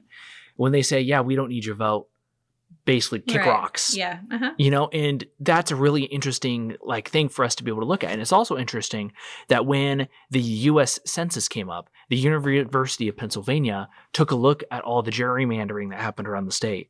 And the state of the country. The country, sorry. The gerrymandering that happened around the country, and there were 2 states that got an F. One of them, it was a red state. I think it was Texas. It may have been one of the other ones. But University of Pennsylvania is not a conservative group. Okay. All right, let's just be also. I'll take your word for it. I don't know much about them. Okay, well, let's just pretend like they are. Okay. Either way, the other state that got an F, maybe it was a D. Either way, it was the worst. It was worse than anybody else. It was Oregon. Sure. Oregon was the next one. Yeah. And so it just goes to show you how out of balance it is and how without balance you could just get crummy policy. Well, and I still want to know why. Here's what I've been asking my Democrat colleagues across the state is what are you trying to achieve? What is it with your one party rule that you think you're going to achieve without my participation? Mm-hmm. It's no secret that I'm a registered Republican. I'm in a partisan seat today, and I'm running for governor as a Republican. Mm-hmm. Their job is so difficult, the Democrats, because they refuse to work with Republicans. And they're taking this power approach. Yeah. And it's so selfish to only want to serve one part of the population that aligns with you. They just live in an echo chamber. Now, maybe that's satisfying to some people, but I am inherently curious. I really, really like to explore conversations with people who openly say that they disagree with everything I stand for. Mm-hmm. I don't actually even know what that means when people say that to me, but I really want those people to sit down and have a real conversation with me so I can learn from them and they can learn from me and we can work together towards solutions and it can be done. What kind of solutions? Pick one, anything. I don't care if it's a pothole on your corner or if it's substance abuse or if it's too much incarceration of one population over the other. Like, I don't care what it is. You pick an issue. What issues do you pick? There's so many, but like in Oregon right now, we have a failing economy. Mm-hmm. We have businesses leaving. Yes. Which means we have less state revenue. I was just in the middle of writing an article about this, by the way. Okay. So, we're failing the economy. We're losing income tax revenue, which means we're losing money at the state level to invest in systems of care. Mm-hmm. Those systems of care aren't just food stamps for people who need to eat. It's also maintenance workers at ODOT that we've heard so much about in the last few weeks. Yeah. It's about funding defense attorneys through the state consortium. There's so many things that are funded through income tax revenue that if we continue to hurt the economy and kill jobs and push businesses out, we're going to end up completely in an upside down world. We have an issue with the education system. That's a really big deal. Like, if we're not teaching people, and I don't mean if we're not educating youth. Yeah, for sure. We're setting ourselves up for future failure. Mm-hmm. One, they're not going to stay here. They're going to leave if they can't even afford to leave, if they get a capable job to let them move on, which is going to hurt the aging population because there won't be anybody here to kind of help care for their systems, pay into the systems that are going to stabilize them in their care. Now, question for you on that one? Sure. So I'm kind of almost not a youngin', but I think from what I hear on the street, on the TikToks, is there's a lot of young people right now, especially like in our state, who feel as if our younger generations, like the older generation, we just typically, online, they just say the boomers. Uh-huh. I was wondering if that's what we're talking about. Whether or not it's just the boomers, right? Okay. Which is not my generation, by the way. I know it's not. Okay, just to be clear. I'm very aware. I'm not there. Yes. But my point of that is, we say that we need to step up and we need to make the generation better, but like life has been made very hard for a lot of these younger generations as far as like the way systems are set up. Uh-huh. Like what you and I have talked about, like the income gap has become huge. It's become a huge disadvantage. College rates have become astronomical. It's almost impossible to buy land. So we keep hearing stories about, I bought a piece of land when I was 18. And they bought it you bought it for like $20,000 when you got back from the war, which I love our veterans. But like that during that time period, like land was so much more affordable. Sure. And, insurance costs weren't crazy high. Yeah. Or college rates, or not even just college, right? To go like into just general cost of living are astronomically high, while there's a huge income gap that's happened in the last 10, 20 years. Yeah. What are your thoughts on that? Because whether or not we like it, that's how a lot of people are feeling. Well, it's true. Yeah. So while I'm older than you, my generation is feeling similar situation. I'm Generation X or whatever we are, and we're the start of that gap. Yeah. My generation is the start of the inability to reach affordability. Mm-hmm. While the runway is longer for you than it was for me, it's still very difficult. And it's because the government has made it so difficult. Yeah. It doesn't have to be as expensive as it is. I don't know that I have a solution for everything, but I do know that if our system is to stay the way it is designed today, which is the state is an income tax collector and counties are property tax collectors, those systems need to thrive. Yes. In the state, we need more jobs to increase revenue so we can produce a healthier economy. Mm-hmm. And we need to create thoughtful investments in systems like the medical systems, so healthcare is more affordable. We need to be able to make investments in the housing systems, so housing is more affordable and available. There's it's like I was talking to somebody the other day, who we both know. Okay, I'm not going to say any names, but they have this piece of property, and it was just a rather larger piece of property, and they wanted to divide the lot. Oh yeah, good luck. So we're drawing an imaginary line that's not a real line; it's a pretend one. All we have to do is our goal is to get the county or whoever to also say yes, this imaginary line exists, and then we all believe in this invisible line. Okay. And then because we believe in this invisible line, then we can do something with this other line. That's right. Okay. So we're drawing an invisible line is the conclusion of this statement. Okay. $50,000 Yeah. in almost a year. I think it was a year and a half to 2 years later. So when we're talking about housing costs, let's go down this rabbit hole for a minute. Yeah.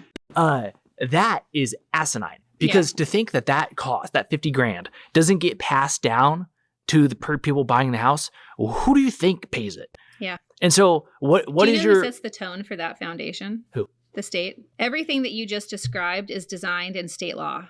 Mm. The Oregon legislature is who designed the cost of that system by overlaying regulations and requirements on that piece of land and that invisible line. The government that does the work for it to exist is the county and or the city, depending on the jurisdiction that it exists in.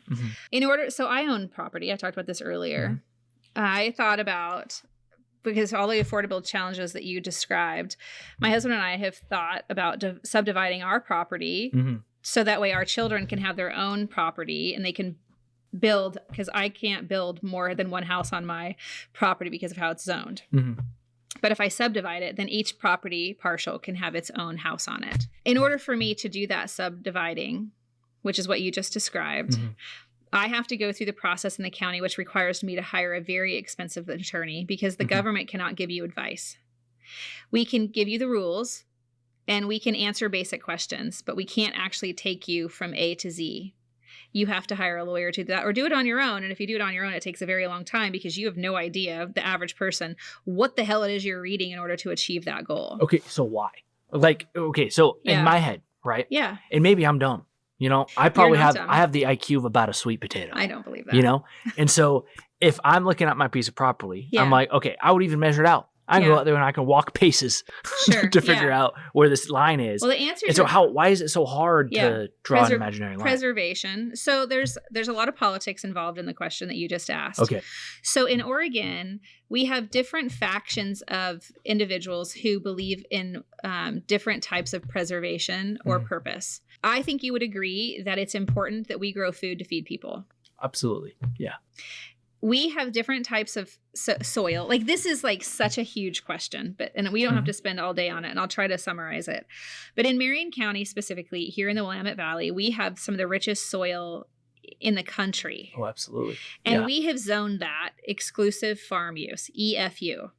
And we partial that off to farmers to grow food. They buy their land, they grow the food, they do the things. Depending on the way the type of property you're discussing or describing is zoned, the scale of cost varies.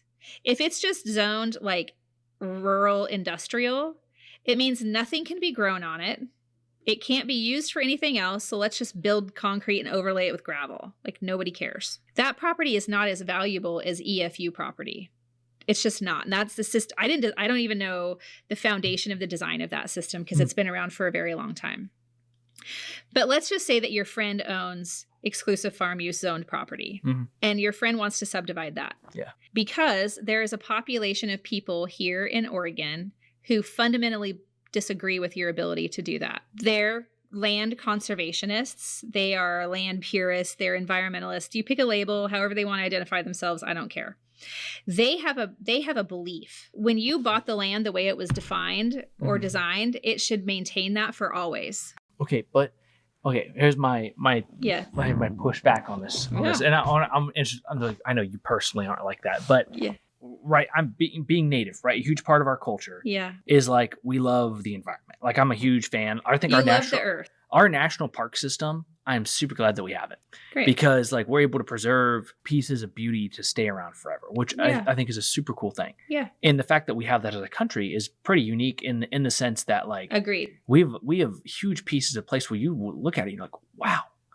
Whereas like Europe's a lot just built. Right. You know what I mean? And so like we have a lot of natural beauty. And it's really important to preserve that. And like I love bald eagles, I love salmons, I love bears, all the things, right? Yeah. And so I think it's super important to preserve that. Also, these pieces of land, I live in a place where other humans also live. There's no spotted owls in my dirt. Yeah. There's no bears walking, endangered salmon, fish, bears on my property. The invisible line is still super expensive to draw on. Like, it's not like it's preserving any land. There's no like farm being grown in the middle of Salem. You know what I mean? Yeah, so obviously what you're talking about is not EFU land. Okay. I don't know.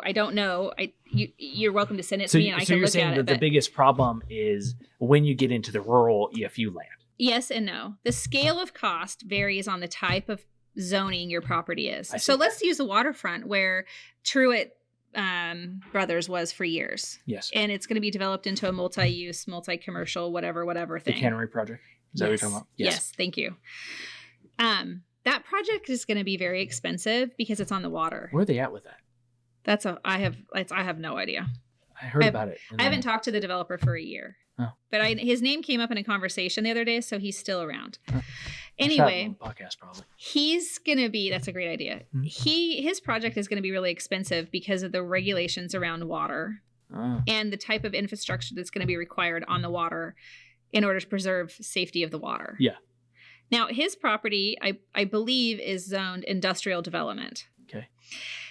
He's going to subdivide that property. It'll be a little less difficult for him to subdivide it and create that arbitrary line, but he'll have to produce more documents and more uses differently than your friend who has just maybe a giant field that he wants to put a line down. These systems are designed at the state level through the Department of Land Conservation and Development. You may have heard of them recently because they were in the news around trying to shut down small farm operations for I did hear about this. Yeah, agritourism. That body is not a balanced body of people. It's an appointed body of individuals that are appointed by the Democrat majority for 40 years who selectively hire people of their own mindset. There is no balance at that agency on how land should be developed and designed in this state. Yeah. It's very, very rigid down their environmentally conscientious agenda. I think for me, it's a case-by-case situation. In Marion County, in every county for that matter, in Oregon, county commissioners are the local land use authority. So if your friend wants to develop that property and it was in my jurisdiction, they would have to go through a process of going to the planner. If they don't get approved by the planner, they can appeal to the hearings officer. If they don't get approved by the hearings officer, they can come to the commission. And we go through a land use process, a hearing where they get to testify in front of us like we're quasi judges. And we hear them out and decide if the use of that land as defined by law can still excel under the conditional use that they're asking to do whatever they want to do on it. We just had a land use hearing last week on a piece of about 10-acre lot in the Brooks area. Yeah. And the hearing lasted almost 3 hours. And it ended up, the conditional use permit failed on a 2-1 vote. Wow. And I was a deciding vote. So why? Colin was against it. Kevin was for it. And at the end of the hearing, when I finally had this, I finally had an epiphany to ask a question. When the owner of the land answered the question, I was able to determine that his use of that land is not actually farm use. And he lives on EFU land, which is exclusive farm use. I need to preserve, like everybody else, valuable land to grow food on. Oh, I agree with you. And so there's just, it's complicated. It's just, and it's very specific. And it's different in every county. And every county is different because the types of land in every county is different. The culture is different. The natural resource system is different. It's just complicated. None of that should be governed from the state level because the state is so far away. I live here. Yep. I care about what that guy's doing on his 10 acres. It might not be next to my farm, but it might ruin the culture of the farms he's around if he's not farming. And I need to protect the people that were there for the use that they were originally there for. And also I believe in evolution. I believe in evolving. And so how do we do that at a pace that everybody can agree with to a point? Like what's the balance look like in that growth and how do we phase it? So as governor, let's just say theoretically you got this position, right? How are you going to do that? I'm going to work really closely with the legislature to review how the Department of Land Conservation and Development is designed and bring more local voices and control to the table. Counties must have a seat at the table. Cities must have a seat at the table. They freaking exist for a reason. Yes. And if we don't have a healthy partnership on all levels of government, you get what we have today, which is systems failure. That's wrong. It's unacceptable and it's unnecessary. It's completely fixable. That's how. I mean, it's going to take a lot of work. It sounds like a lot of work. There's a lot of counties and there's a lot of cities. There's only 36 counties. There's way more cities. It's the county's responsibility to have a relationship with their cities. I have the most cities of any county in the state. I have 20 incorporated cities in Marion County. That's a lot. That's a lot of governing bodies that govern. Idana is an incorporated city. They have Idana is just past Detroit up the Santiam Canyon. Yes, that's a real place. They have a wonderful little store that makes wonderful little chocolates. They have a mayor. They have a mayor? They have a mayor. They have a city council. Like a human mayor? Yeah, he's great. Huh? They have a particular political ideology and a way that they want their community to be run and thrive. I actually love that. That's great. I need to respect that. Yeah. I should not be imposing my will as a commissioner on them. I need to work with them, and there needs to be yin and yang in the whole process. Yeah. It's super important. And we can do that across the state. Like, I spent a year and a half as the leader of AOC with commissioners in their jurisdictions, understanding their issues at the local level. For sure. I inherently believe in the good of people. And I believe that everybody who's in office today believes that what they're doing is right. Yes. Even if I fundamentally disagree with everything they stand for and everything they act out. It's my job to see the human that they are and work with them and bring them to the table and lead them to a place where we can work together. I think I can do that. That's fair. I love that. Now, I think just due to time, I don't think we have all the time, because I could talk to you all day about just the issues. Yeah. And in fact, I should have you on again. In a couple month or two, maybe a couple months. Okay. And then we can dive deep into one or two issues. Great. You pick them in advance. I will actually. Okay. And I can actually send them to you ahead of time. Great. And we can just dive deep. Yeah. Because I don't need a warning. I like doing that with you. But what I'm curious to know, and I think what other people are going to be curious to know, if you're running for governor of Oregon as a Republican, inspiring registered Republicans to vote. There is a substantial number of Republicans in Oregon that are not voting on a regular cycle. So the governor cycle is what we consider an off-election cycle because it's a non-presidential cycle. Yes. So less people inherently turn out to vote because it's not as noisy.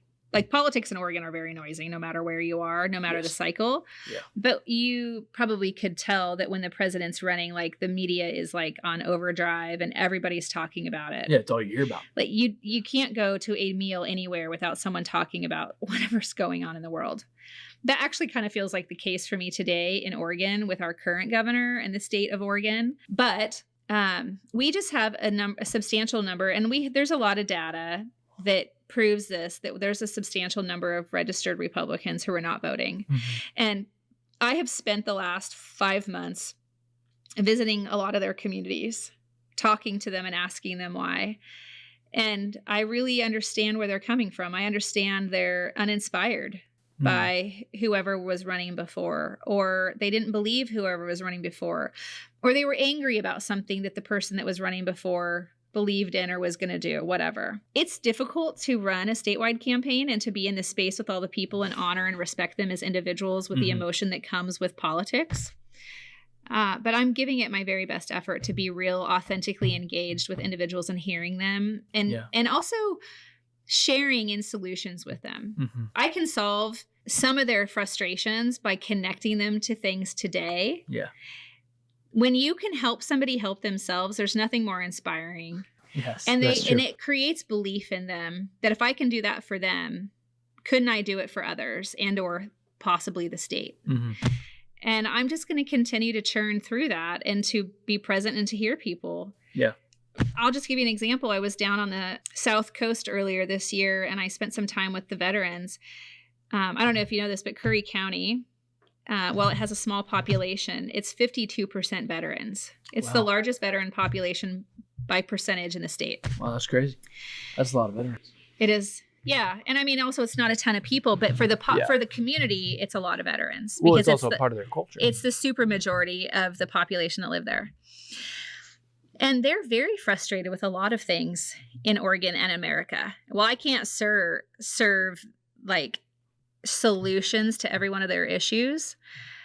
I can definitely connect them to things that help them today, that help them feel seen and worthy. And then somehow they find belief that they're worthy and that they want to contribute to the outcome. And hopefully they'll vote because of it. Hopefully they will find, I don't know, a little more hope and a little more belief. And it's statewide. Like, it doesn't matter if you're in downtown Portland or over in, Lakeview, Oregon. Yeah. People they're exhausted and they're stressed out and they're uninspired. And it's across both parties or all parties, because there's several here in Oregon. I'm not an extreme person on any particular subject. And I think that because I can sit down and I'm willing to sit down with people and have conversations and just explore solutions and be curious and work together, people get a little more inspired, a little more motivated to show up for themselves and for others. And that's kind of just how I'm going to run the campaign. It's very grassroots. It's going to be very long, which is why I started so early. And I'm just going to maintain my optimism. I got one other question for you on this. Okay. So I want to these can happen all day.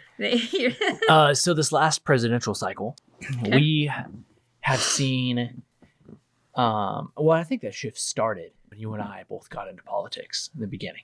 Okay. I think there was a fundamental shift in our country. Okay. That I think the pin has shifted even more. Okay. And as a part of this shift in the way of the country changing, we've seen a changing in voting patterns, a pretty big one, substantially, this last election cycle. Yeah. We have seen, I believe the numbers, I don't remember the numbers exactly, but it was the largest amount of people of color who have voted for a Republican since Nixon. Right. Who voted for Donald Trump. My question to you is, do you think that also applies in Oregon? How do you think that you'll be able to reach a lot of these? Because a lot of these, whatever he was doing, right, was resonating with a lot of people, in the Hispanic population, amongst Black men, a lot of Native men that I know. I don't know the exact numbers on that, but I know a lot of Native men who felt the same way.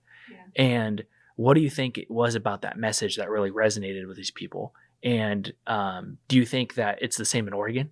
During the 2025 legislative session at the end, when the Democrats proposed their transportation package that was going to raise I think it was $15 billion over 10 years. Mm-hmm.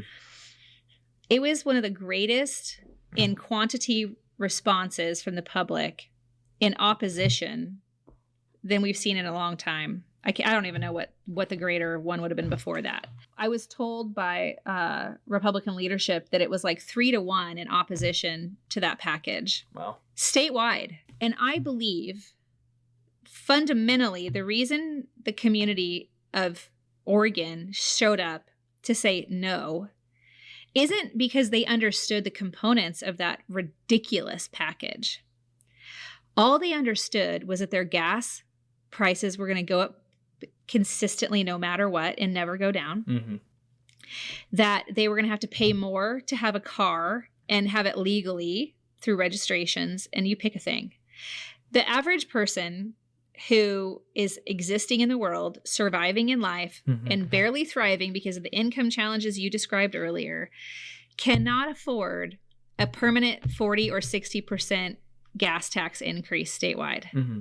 They just can't. And I don't care how much money you invest today in public transportation. It's not going to help the people in poverty tomorrow. Yeah, for sure. It'll help them in years to come. And should we focus on a real thoughtful plan of progression for public transportation? Absolutely. Yes, absolutely.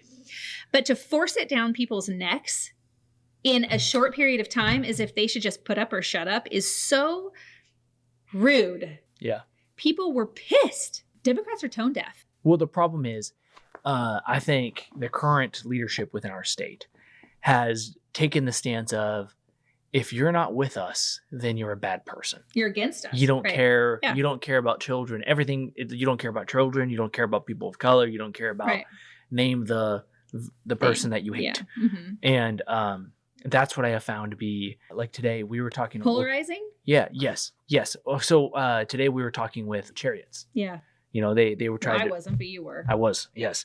And it was really interesting sitting in this conversation because what the business community was trying to say was, this is out of nowhere. Because, it was 2017 that the thing got started, right? That was the year I got elected. Yeah. I was homeless 3 years before that. I wasn't paying attention to, I was paying attention. I didn't know anything about that because it wasn't discussed or publicized. Yeah. Well, the way it happened was they made our transit committee board, whatever it's called, group, a governor appointed group. Right. That was what was in the bill. Yeah. Separately, there's one that says that they can do this if they are that. Yes. So this passed, and the flag was, the red shirt was over here, but we weren't looking over there. That's right. Even though people, they knew that this was here. We hadn't heard about this until after we just voted in a Shemekiah bond.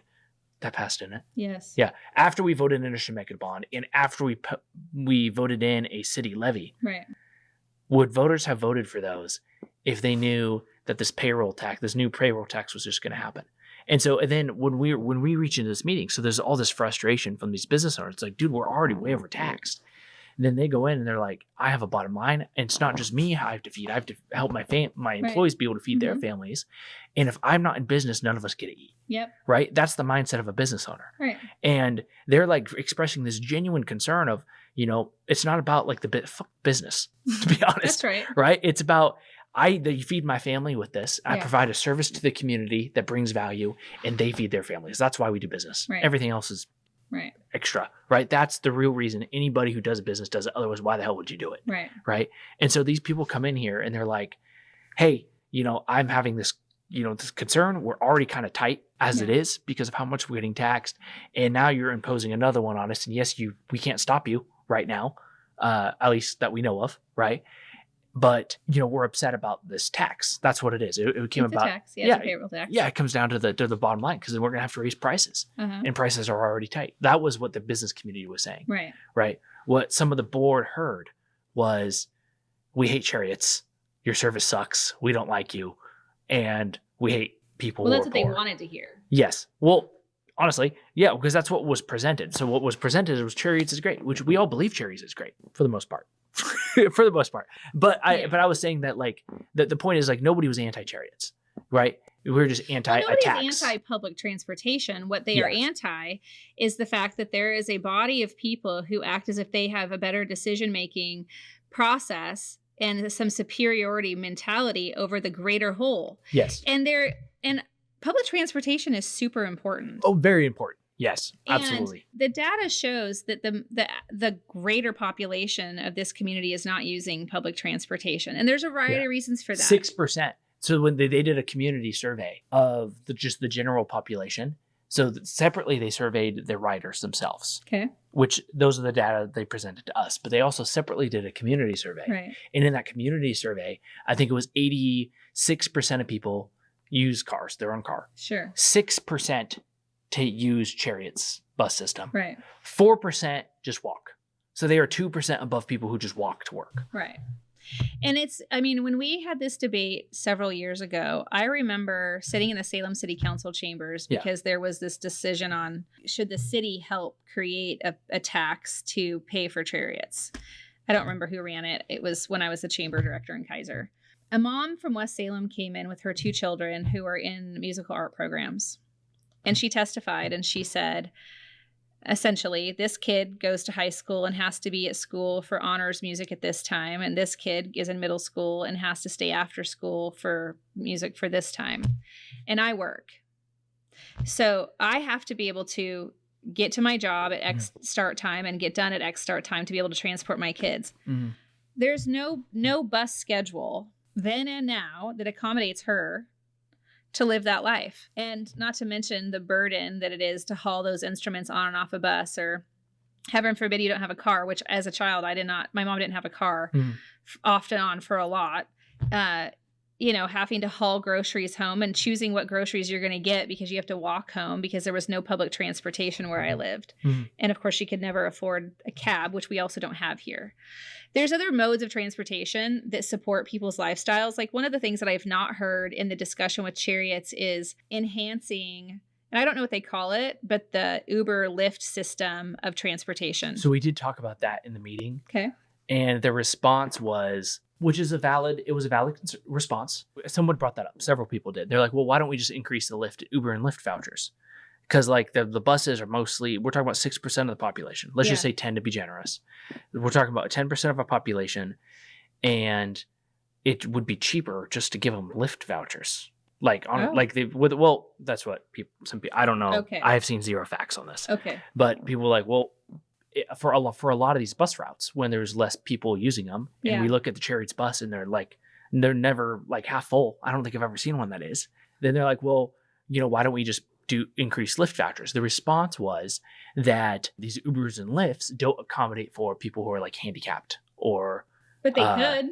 disabled. And It's cheaper to buy that's kind of what I was thinking. An ADA van than it is a bus. Yeah, well, we have all these medical transport companies in town. Yeah. So what if like they also gotta like it would increase their business? How about you partner with a local like medic that's not busy 24/7 and you help them, whatever. There's lots of solutions if you want to be a solution finder or a solution picker.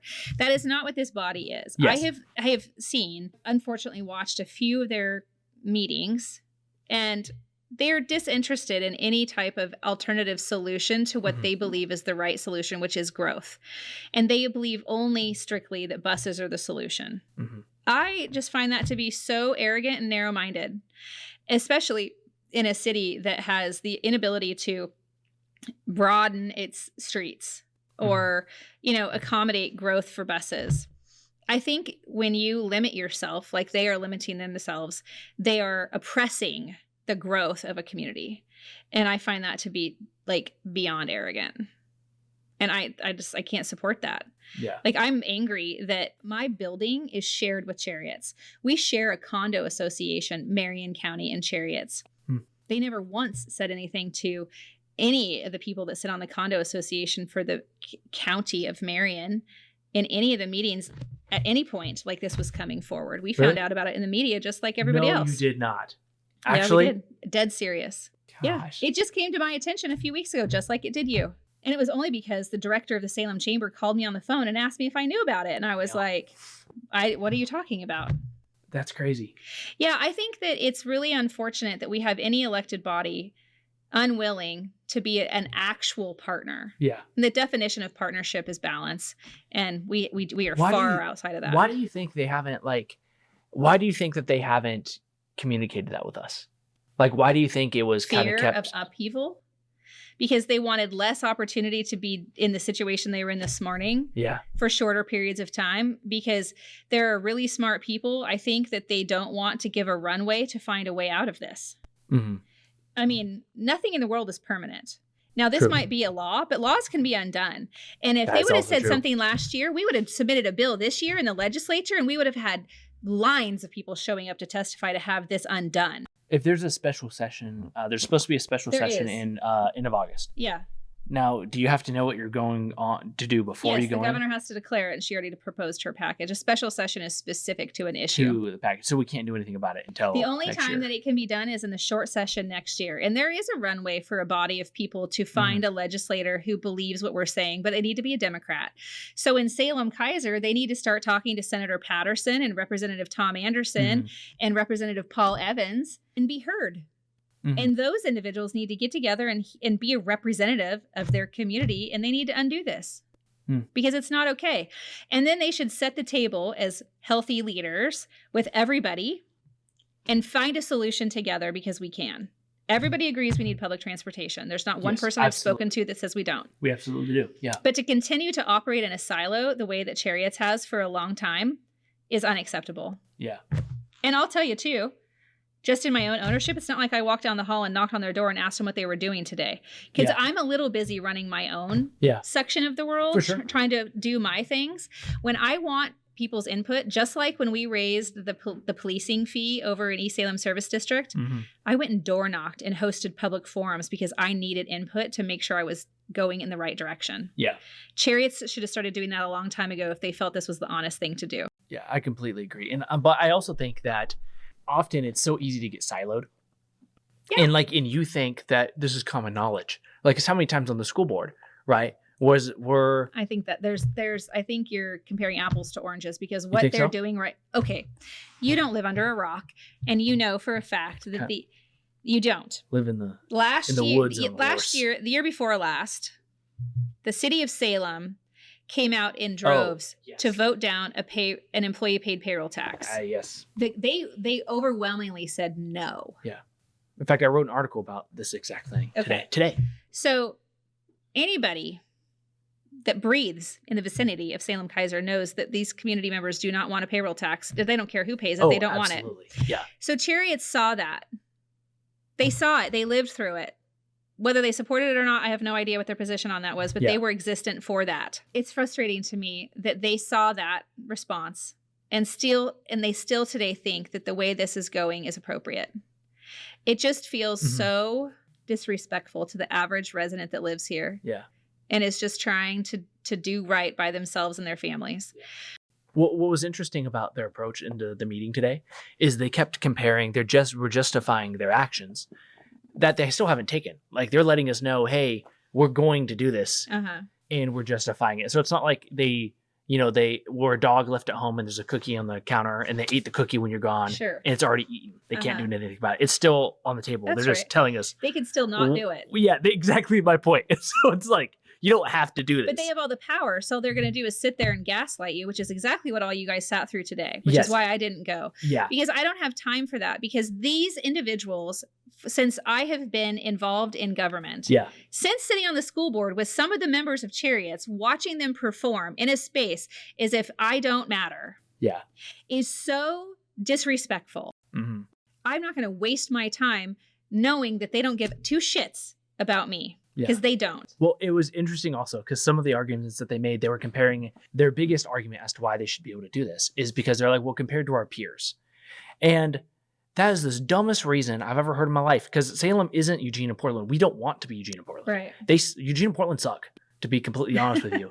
They are not well ran. Eugene is a little bit better. But Eugene has the benefit of having one of the best college football teams in the country, and basically Uncle Phil, dumping money. Like it's a university town, right? Yeah. So it's got that going. Also, they didn't grow overnight. They didn't start their entire transportation system in 6 months. Yes. They didn't go and blast the community with a $28 million tax in 1 year. Yes, but also like they have issues of their own, and it's also that's not who we are. Sure. Right. And so and then Portland, if you're looking at Portland as a way to do things, you should just stop just in general. But they just do that so that way they can provide themselves cover. And also because they're not creative and they're not solution seekers. Again, if these people really wanted to improve public safety, they would spend so much time in the community figuring out what that's supposed to look like. And they haven't done that. They have not done that. You're saying like they haven't put in the work of no. Hearing people. Because it feels to me very much like everybody I talked to last night and the day before, because this has been a very hot topic in my life for the last couple of weeks. Everybody feels so dismissed and so irrelevant to this body of a few people. Yes. And it's not like they just found out, as you pointed out. This body has known about it for a long time. The director of Chariots has known about it since 2017 when it was ratified and signed by the governor. Yes. They could have this whole time. Since 2017, it's almost a decade. Yeah, said, hey, this is coming. This is coming.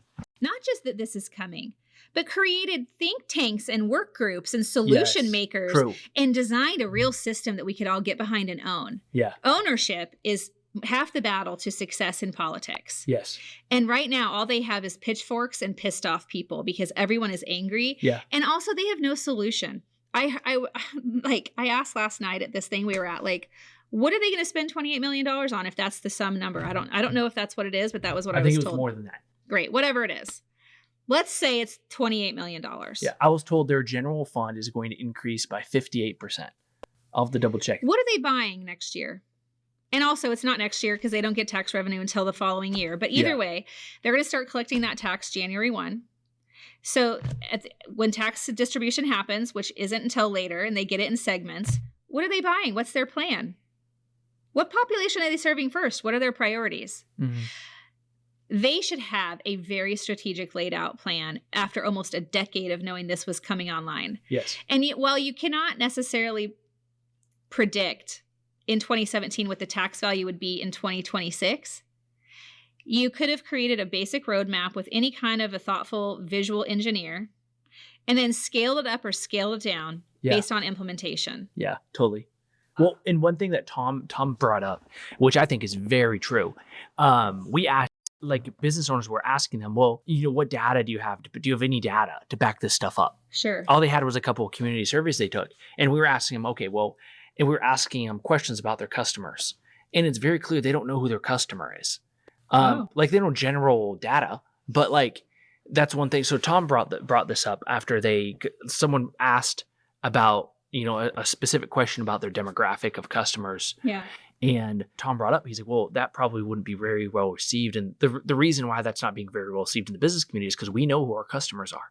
Right. Like, we know who's coming into our stores. We know Yeah. who's coming into our restaurants. And that's something that they could do. Like, it's not like, you don't have to be taking pictures of people to know who they are. I spent a couple of days in New York. Yeah. Before I went to New York, I looked up public transportation and I learned the cost and layout of the systems there. Yeah. From the light rail to the subway to Uber to taxi to shuttling if I was staying at a hotel. They know who their market is, because when I started Googling and I started putting in basic destinations, I started getting ads on like where I should be going for the systems of transportation. Oh. Before I got to New York, I knew exactly how to use the subway, and I've never used it before. It wasn't because I Googled how to use the New York subway. It was because when I was trying to figure out if I'm staying in Times Square and I want to get to X, Y, and Z, what's the cheapest way to do that? Because it costs like, I landed in whatever airport I landed in, I forget, and I needed to get to my hotel. If I would have taken a cab, it would cost me $150. Sheesh. One way, and probably a 2.5 hour ride based on traffic. Well, I can't afford that, so I'm not doing that. So then I was like, what other modes of transportation are there? And I found above ground rail for myself and my daughter to get from my hotel to the airport. It cost me $7. Oh, that's not bad. And it only took me 45 minutes, and I had to transfer 3 times, which is fine. I had to figure it out. But that business industry, that state understands who their market is, because they did the research on how they were going to make the connections happen. What do you think about light rail and Salem? Okay. Like, this isn't the Jetsons. Like, where are you going to put it?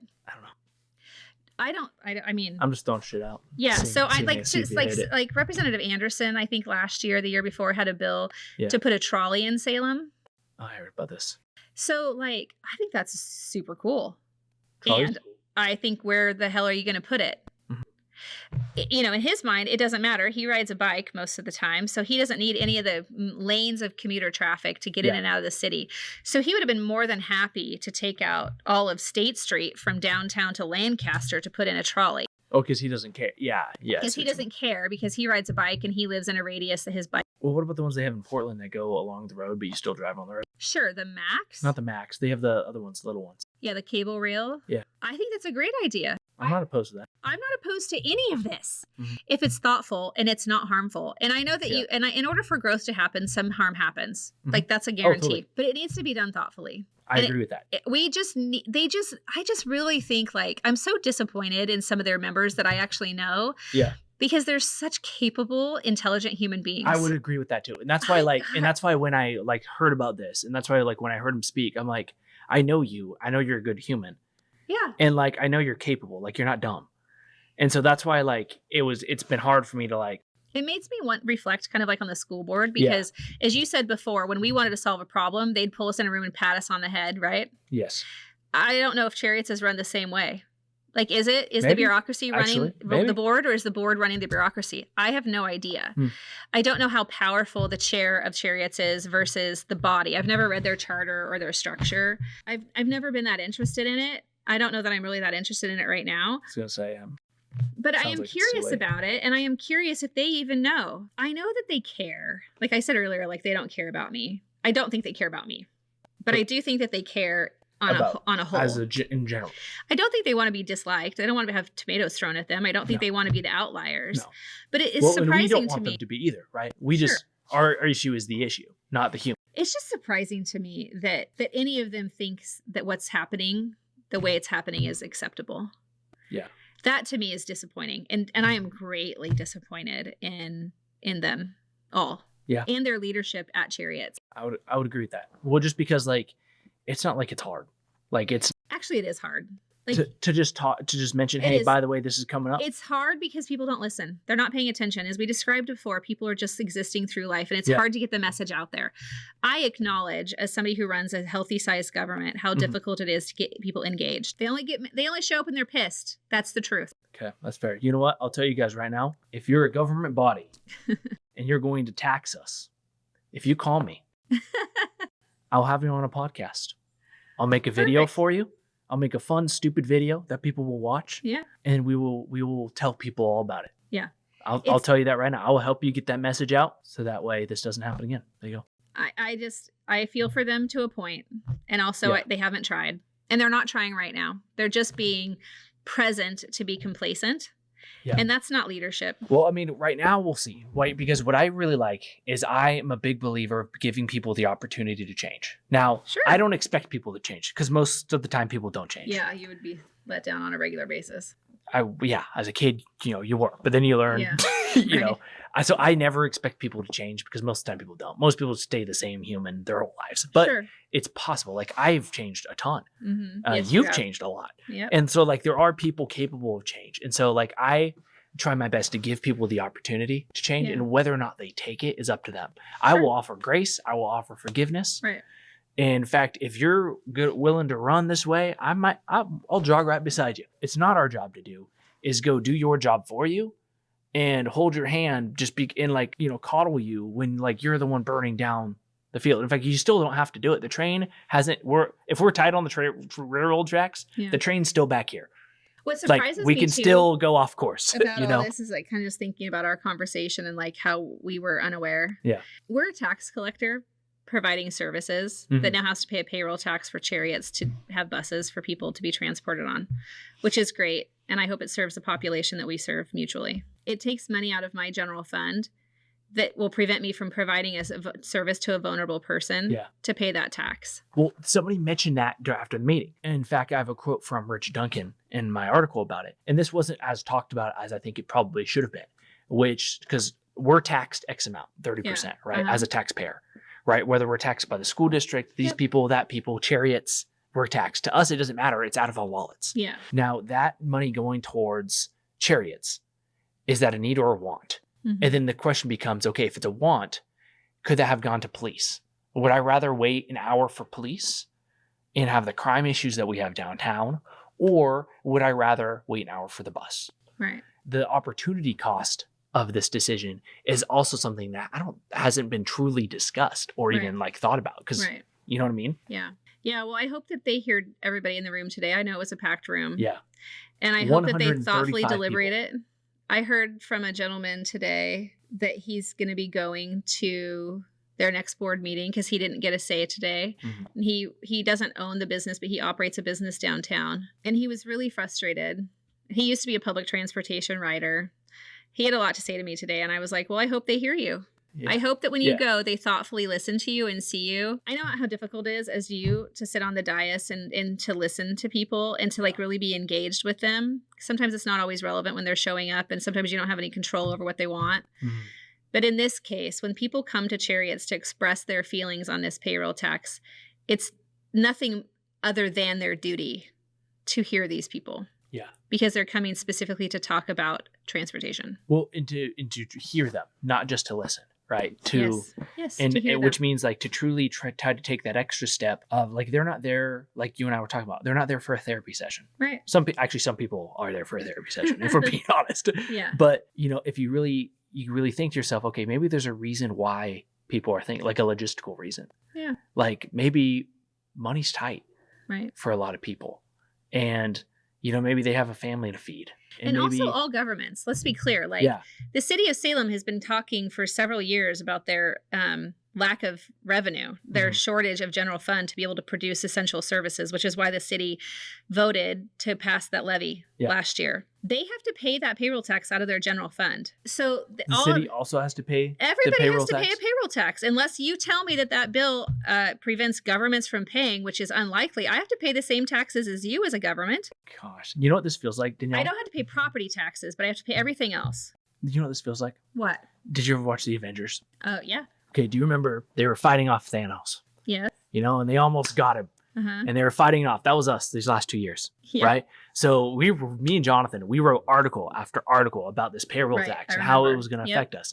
We together, us or the Chamber, Latino Business Alliance, you, so many leaders in our community were like, no. Yeah, and then our community itself stepped up. No. Said no. Yes. We elected a new mayor. Mostly over that. There's other issues. Sure. But that was the big one. So we finally, we defeated Thanos. And then all of a sudden, it's right at the end of the movie when he snaps his fingers, half the people go and they're all just like, yeah. That's kind of how it feels. Well, it definitely, yes, it does. I mean, you're describing it. The feelings that people have right now is, Yeah. it's really just, they feel so defeated. Yeah. What bothers me about that, people like me in leadership work really hard to get people to participate, like really hard. And for whatever reason, it's just difficult. That's not an excuse to not try. I agree. So I hope that Chariot's heard the people in the room today, and that they try, and that they improve, because they can. There's great people on that board that are capable of great things. Yeah. They should go be great. I agree with that. Well, anywho. Yeah. We'll solve the rest of the world's problems maybe next time. Sounds like a plan. But, thank you so much, Danielle, for coming on. Thank you to SMI Real Estate and Compass Visuals for sponsoring. Appreciate you guys. See you next time. Sounds good. Peace.